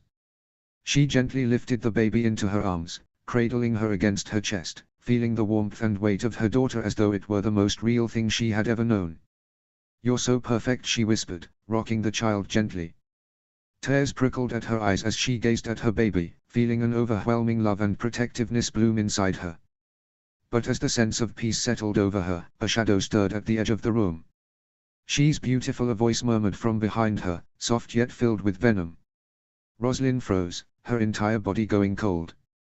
She turned sharply, her heart hammering in her chest, and there, standing in the flickering candlelight, was Joffrey. His face was pale, his expression twisted into a mocking smile. Blood poured freely from a jagged wound in his chest, staining the front of his royal tunic, just as it had when she stabbed him. The child in her arms was gone and was instead in his arms. He was dead, she had killed him, but here he stood, cradling her child as if he had never left. Just like her mother, Joffrey said, his voice a sickeningly sweet mockery. His fingers curled possessively around the baby as he held her too close, his eyes gleaming with malice. "Maybe I'll hurt her, like you hurt me." "No." Roslyn gasped, stepping forward instinctively, her arms reaching out to snatch her daughter back from him. But her feet wouldn't move, as if the very ground beneath her had turned to ice. Joffrey grinned, a cruel and twisted expression as the blood continued to spill from his chest, dripping down his arms. "You think you can be rid of me, Roslyn?" His voice was thick with taunting mockery. "You may have killed me, but I'm not gone. I'll never be gone. I'll live on, in you, in Sansa, in my child." Roslyn's breath hitched in her throat as she watched the blood-streaked figure of Joffrey, holding her child with such a terrifying sense of ownership. "Do you think the child will look more like me or Sansa?" he asked with a twisted grin. "Just imagine. Sansa spending the rest of her life raising a child with my face, a constant reminder of me. He'll be like me, my son, just like me. Give her back." Roslyn demanded, her voice cracking, but her feet remained glued to the ground, unable to close the distance between them. Joffrey's lips curled into a sneer. "You'll never escape me, Roslyn. You'll never be free. You may think you can hide from the things you've done, but I'll always be there, in your head." Roslyn's heart pounded violently against her ribs, her breath coming in short, shallow gasps. The room seemed to grow darker, closing in on her as Joffrey's grip on her daughter tightened. Suddenly, the baby began to cry, a thin, frightened wail that cut through Roslyn like a blade. "No. No, please," she screamed, her voice full of desperation. Her arms strained, reaching out into the void, but Joffrey's laugh echoed through the room, a haunting sound that clawed at her sanity. "You'll never be free of me, Roslyn." "Free?" Joffrey whispered as his eyes glowed with a sinister light. "Never." With that, the world around her shattered. The room dissolved into darkness, and Roslyn jolted awake, her body drenched in cold sweat, her heart racing as though it were trying to escape her chest. She sat up in bed, trembling, her hands gripping the blankets as though they could tether her to reality. It was a nightmare. Just a nightmare. But the terror clung to her, and as she glanced toward the corner of the room, she could have sworn, for a fleeting second, that she saw a shadowy figure standing there, watching her, before it melted into the darkness. Rosalind lay back, her pulse still thundering in her ears. Joffrey might be dead, but his hold on her wasn't gone. He haunted her every waking moment, his ghost lingering in her thoughts, in her fears, in her very soul. She knew it wasn't over. Not yet. ___________.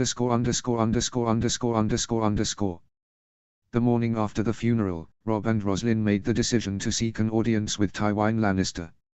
His absence during the post-funeral gathering had not gone unnoticed, and Robb had grown weary of waiting. They needed Tywin's permission to leave King's Landing and return to Winterfell, especially now that Joffrey was gone. Though Robb had hoped to receive the promised reinforcements for the north, his patience with the political games of the capital was wearing thin. As they prepared to visit Tywin, Robb noticed the quiet determination on Rosalind's face. She had been distant since the funeral, avoiding any real conversation about Joffrey's death, but today, they would face Tywin together. Steeling themselves, they walked through the halls of the Red Keep, aware that their request might not be well received, but determined nonetheless. It was time to return home, before King's Landing devoured them both. Robb and Rosalind walked through the corridors of the Red Keep, the morning light casting long shadows as they made their way toward Tywin's chambers. The usual hustle and bustle of the castle had been muted in the days since Joffrey's death, the air heavy with grief, suspicion, and whispered rumors. Servants glanced at them as they passed, but no one spoke.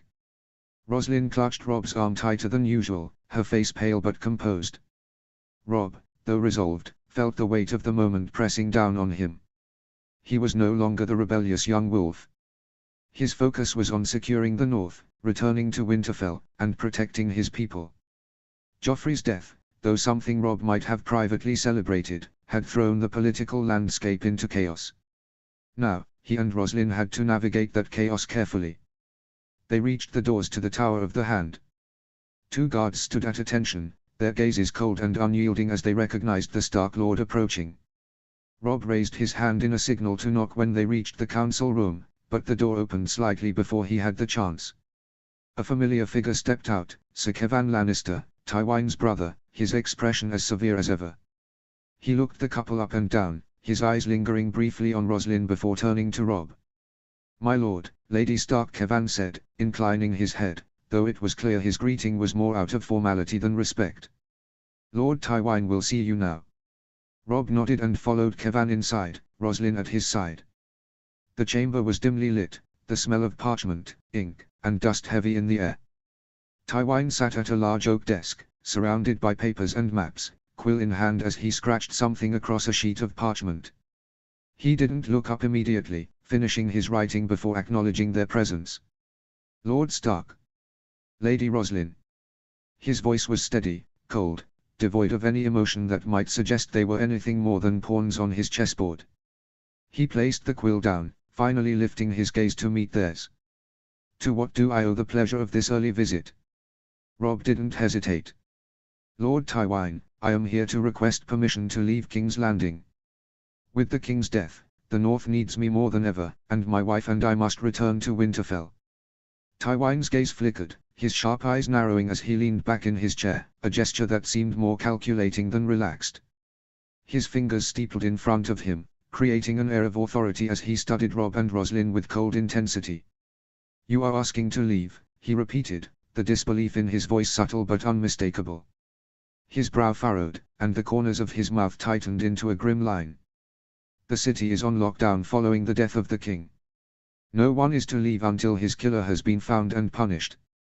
The words hung heavy in the air, a thinly veiled warning.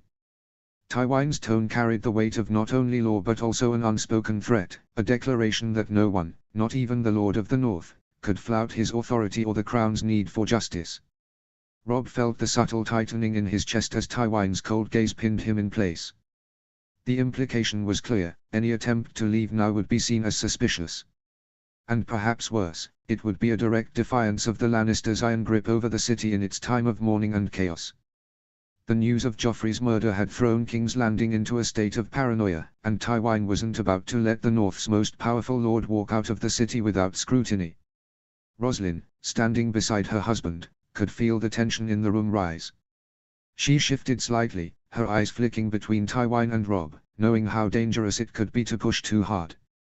"I understand, my lord," Roslyn began, her voice steady and respectful, though she chose her words with deliberate care. She met Tywine's piercing gaze, knowing full well the delicate game they were playing. "But with all due respect, you cannot suspect our involvement in the king's death.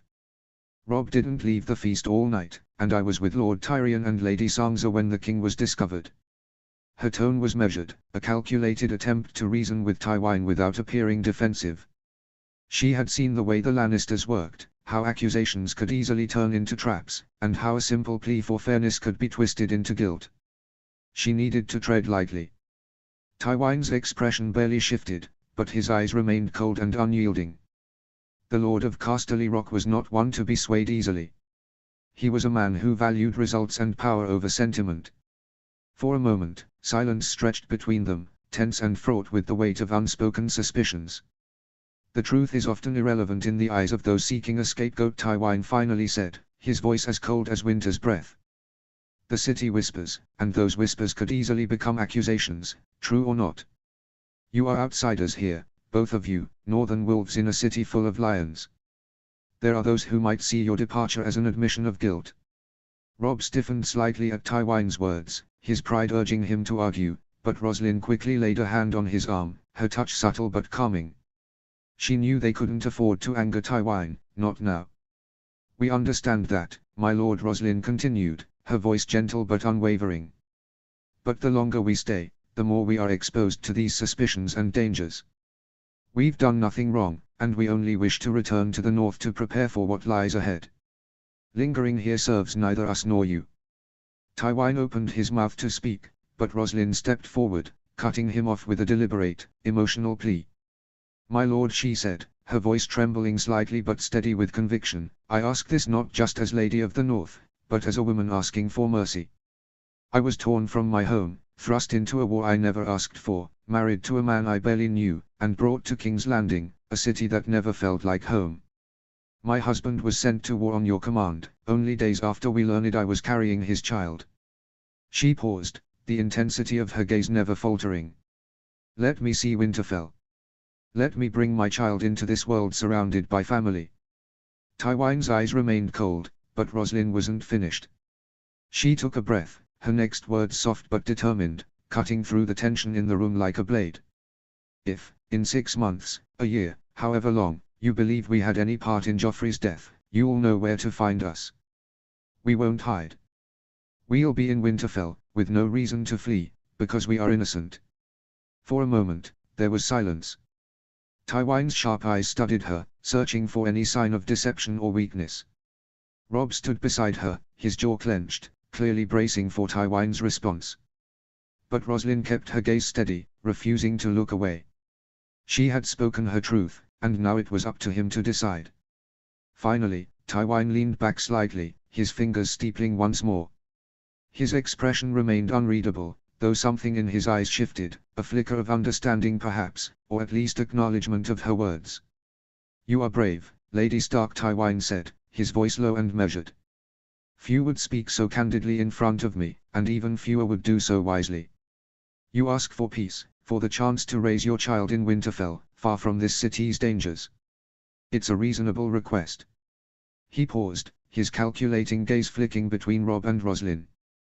"But know this, if I agree, it is not out of kindness. I will grant you leave to return to Winterfell, but not because I trust you. Should any evidence arise, any whisper of your involvement in Joffrey's death, I will bring the full force of the crown down upon your house. I do not forget betrayal, nor do I forgive it easily." Roslyn inclined her head respectfully, relief flooding through her veins, though she kept her expression calm. "Thank you, my lord. That is all we ask." Tywine gave a curt nod, dismissing them with a wave of his hand. "Then go. And pray that none of these whispers lead back to your door." As they left the room, Rob and Rosalind exchanged a glance, a mixture of relief and apprehension in their eyes. They had been granted their passage home, but the weight of Tywin's warning lingered, a shadow over their future. Rob wasted no time once they left Tywin's chambers. The moment they were out of sight, he was already giving orders, his voice low but urgent. He had no intention of lingering in King's Landing any longer than necessary, not with Tywin's words still hanging in the air like a threat. They were to leave today, before Tywin could reconsider or before anyone else could find a reason to stop them. Servants were summoned within minutes, bustling into their chambers and setting to work with swift efficiency. Dresses were pulled from wardrobes and folded into trunks, the soft rustle of fabric filling the room as belongings were bundled up. Rosalind watched them move with a sense of detachment, the reality of their sudden departure sinking in slowly. The weight of what had just transpired, the confrontation with Tywin, the promise of their return to Winterfell, the looming suspicion over Joffrey's death, pressed down on her, making it hard to breathe. Rob, however, was a man of action, his focus unwavering. He moved through the room with purpose, speaking with their attendants and making preparations as if he were back on the battlefield, commanding his soldiers. He was determined, that much was clear. They would not give Tywin or anyone else in King's Landing the chance to interfere. Not now. Not when freedom was within their grasp.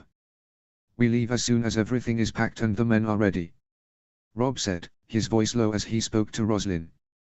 His blue eyes met hers, filled with a mixture of urgency and resolve. "There's no telling who might try to stop us once word gets out that we've been granted leave. We can't trust anyone here." Rosalind nodded, her heart racing.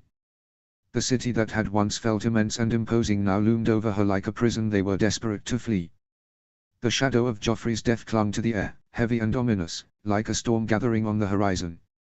She could feel its weight pressing down on her, knowing what she had done and the secret she now carried. Rob couldn't know. He mustn't ever find out. It was safer for him this way, for both of them. As the servants packed away the last of their belongings, Rosalind took a moment to steady herself, her hand resting protectively on her stomach. The journey back to the north would be long and treacherous, but the thought of Winterfell, her new home, brought a small sense of peace. Away from the games and schemes of the capital, away from the shadows of Lannister power, they might finally find safety. Rob approached her again, his expression softening as he noticed the tension in her face. He placed a reassuring hand on her arm. "We'll be home soon," he promised, his voice gentle, a contrast to the hurried chaos around them. "No more secrets, no more danger. Just us, in the north." Rosalind managed a small smile, grateful for his strength in the face of so much uncertainty. "I can't wait to see Winterfell," she said quietly. "To be far from this place." Rob nodded. "We'll be gone before anyone knows it. And when we're back in the north, we'll finally be safe." But even as they made their final preparations, Rosalind couldn't shake the feeling that King's Landing would not let them go so easily. There were too many eyes in this city, too many ears listening for the slightest misstep.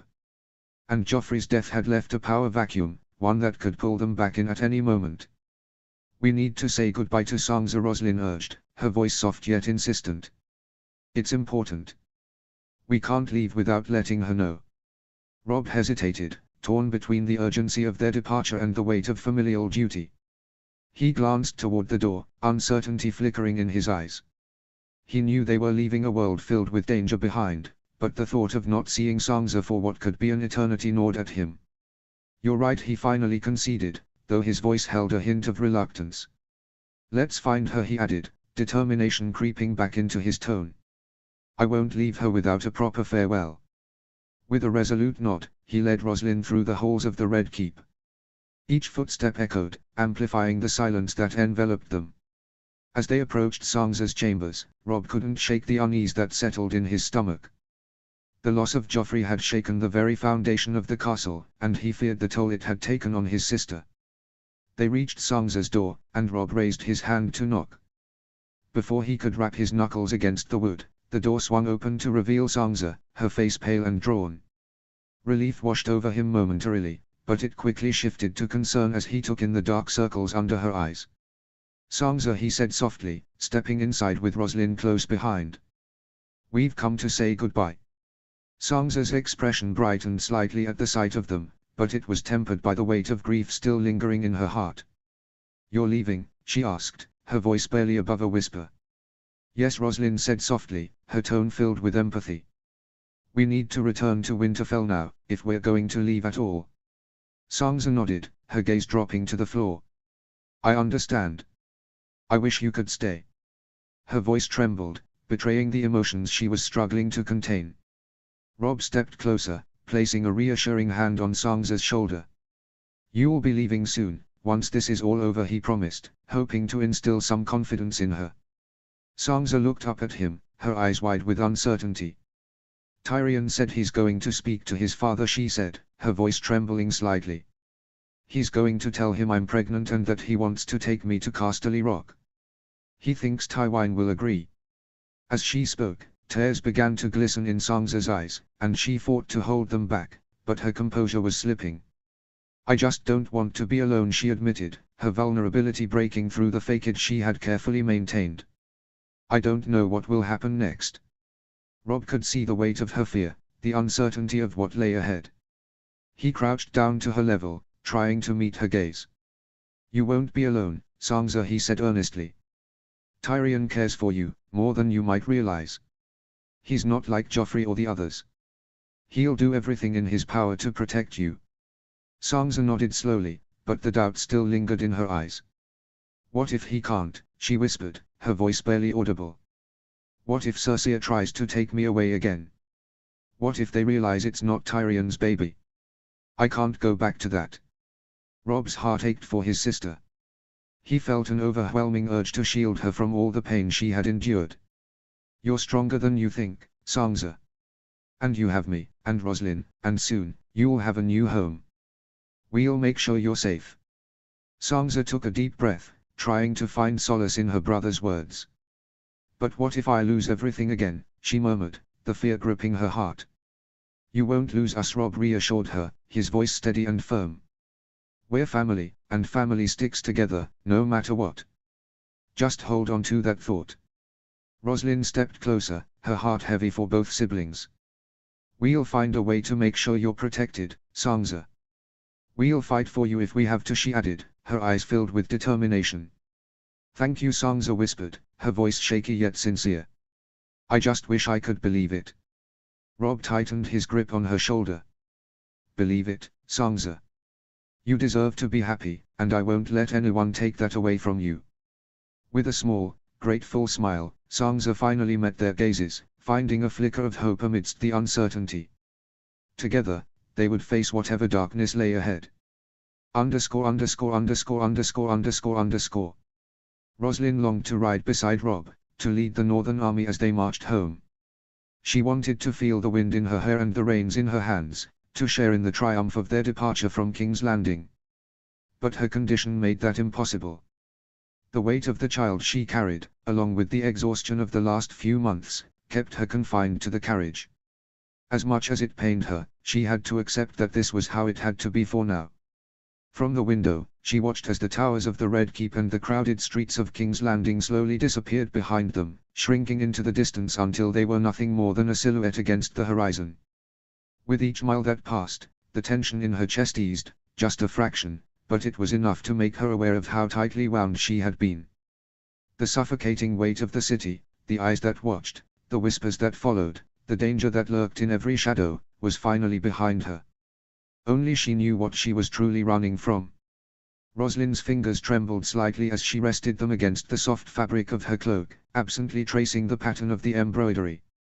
She was running not just from the Lannisters, not just from the court and its deadly politics, but from the secret she carried deep within her, the blood she had spilled in the dark of the night, the life she had taken. Joffrey's face, twisted in pain and shock, still haunted her thoughts. The image of his cold, lifeless body, sprawled across the floor, would never truly leave her. Perhaps she would be safe in the north. Perhaps the wind-swept walls of Winterfell would shield her from what she had done, from the eyes that might eventually see through her carefully crafted facade. But even as she clung to that hope, a part of her knew that safety might only be an illusion. The Lannisters had long arms and a thirst for vengeance. If anyone ever pieced together the truth, If they realized that she was the one who had killed the king, they would come for her. And when they did, there would be no mercy. For now, though, she could breathe. For now, she was leaving the city behind, and with it, the web of lies and danger that had nearly suffocated her. The carriage bumped along the uneven road, the northern banners fluttering in the wind, and Rosalind felt a flicker of something she hadn't felt in a long time, relief. She was going home. Home to a place she had never truly known, to a life that still felt like it belonged to someone else, but home nonetheless. Winterfell. A name that had become synonymous with safety in her mind, even though she had never set foot in its halls. Robb spoke of it often, describing the stone walls, the warmth of the hearths, the familiar scent of pine and snow in the air. She had imagined it so many times that it felt almost real to her, more real than the gilded prison of King's Landing had ever been. Rosalind rested a hand on her stomach, feeling the faint flutter of movement within. The child she carried, Robb's child, would be born in the north, far away from the poisonous court and the secrets it kept. It was a small comfort, but one she clung to as the road stretched out before her, taking her further from the city and closer to the unknown future that awaited them all. The North. It was a place where people would fight for family, for honor, and for survival. But she knew it was also a place where secrets had a way of coming to light, no matter how deeply they were buried. She had escaped King's Landing, but she wasn't sure if she had truly escaped her fate. And as the carriage rocked gently beneath her, Rosalind wondered how long it would be before her past caught up with her. Chapter 41, Tyrion 3. Chapter text. Tyrion 3. As Tyrion approached the Tower of the Hand, his keen eyes caught sight of a familiar figure emerging from its grand entrance, Cersei, his sister, draped in her customary regal attire. She moved with an air of forced grace, but there was no denying that the past days had worn heavily on her. Tyrion had witnessed her slow unraveling, the once proud and imposing queen reduced to a shadow of herself. Her face had grown hollow, her skin pallid and drawn tight over her bones, her once luminous golden hair dull and unkempt. It had been clear to anyone who cared to look that grief had consumed her, grief and something darker. But today, there was a change. Cersei's usual haunted look was gone, replaced by something sharper, something more dangerous. Her eyes, which had recently been clouded with sorrow, now gleamed with a familiar venomous intensity, like a lioness ready to strike. The lines of despair still etched her face, but there was a new hardness beneath them, a resolve that made Tyrion wary. He could tell she was still broken inside, the agony of her recent loss not far from the surface, but there was a shift in her demeanor that made him uneasy. The brittle queen who had wandered the halls aimlessly in her grief was gone. In her place stood a woman rekindled with purpose, dark, bitter purpose, no doubt, but purpose all the same. Something had happened. Tyrion slowed his pace as they crossed paths, his eyes scanning her for any hint of what might have caused the change. Her lips curled ever so slightly into a smile, though it held no warmth. She said nothing as she passed, her cold gaze flicking over him dismissively, as though he were less than an insect beneath her heel. For a fleeting moment, Tyrion thought to ask her what had transpired, but he held his tongue. The answer would come soon enough, he suspected. Whatever had taken place, whatever storm had passed through her mind and heart, it had given her back a measure of her old ferocity. And that, Tyrion knew, could only mean trouble. He turned his attention away as he heard a voice call from inside the room. Tyrion. It was Tywine, summoning him with that familiar tone of authority. Tyrion entered the chamber with an uneasy feeling, his thoughts immediately jumping to Rosalind. She and Robb had left the city the day before, but doubt gnawed at him. Had they been stopped? Was she locked in a black cell even now, with her secrets laid bare? Every possibility of disaster weighed on his mind as he approached his father. Is there news? Tyrion asked, his voice steady but his mind racing. Has something happened? Tywine stood by the window, his posture as rigid and composed as ever, though Tyrion knew better than to mistake his father's calm for indifference. Tywine had the uncanny ability to turn the tide of events in his favor, to see several steps ahead in the deadly game of power. But for once, Tyrion hoped his father's machinations hadn't reached Rosalind. Tywine's gaze shifted slightly, and for a brief moment, Tyrion thought he saw something flicker in his father's eyes, recognition, perhaps. Or suspicion. There have been some arrests, Tywine said flatly, his voice as calm and detached as if he were commenting on the weather. His eyes didn't even flicker toward Tyrion as he spoke, the matter seemingly of no more consequence than a passing breeze. Tyrion's heart skipped a beat. Arrests? I didn't know you had any suspects. Tywine's tone remained as cold as stone. Well, as I said, it's nothing you need concern yourself with. Tyrion's mind raced.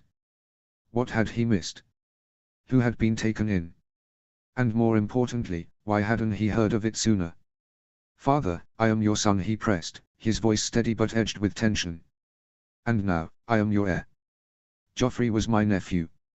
I want to know who killed him. Tywine hesitated for the briefest of moments, his eyes narrowing just enough for Tyrion to catch the shift.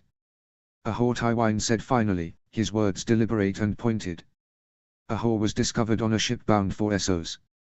The captain, when questioned, told us her passage had been arranged privately.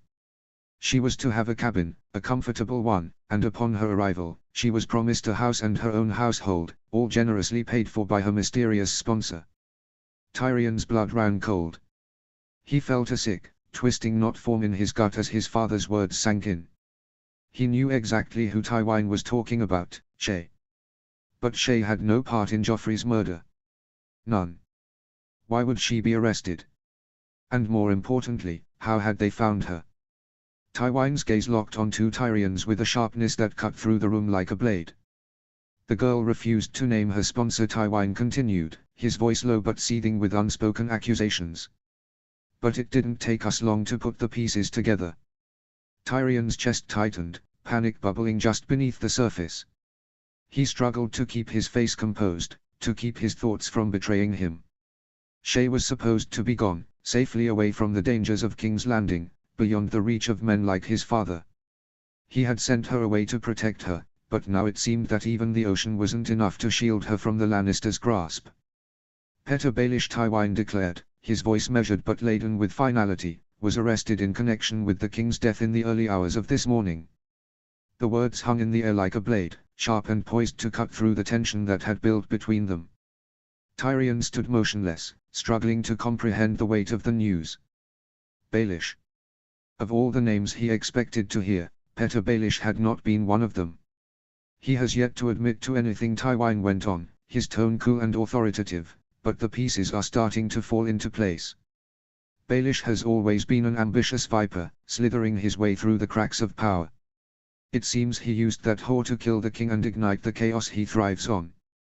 Or perhaps, Tywine added, his lips curling into something that might have been a smirk, that gives him too much credit. Maybe the girl was a genuine gift to the king, a gesture to gain more favor. And, well, we all know Joffrey had a particular way of dealing with his gifts. Tyrion hesitated, his throat tightening as he prepared to speak. What will happen to her, to him?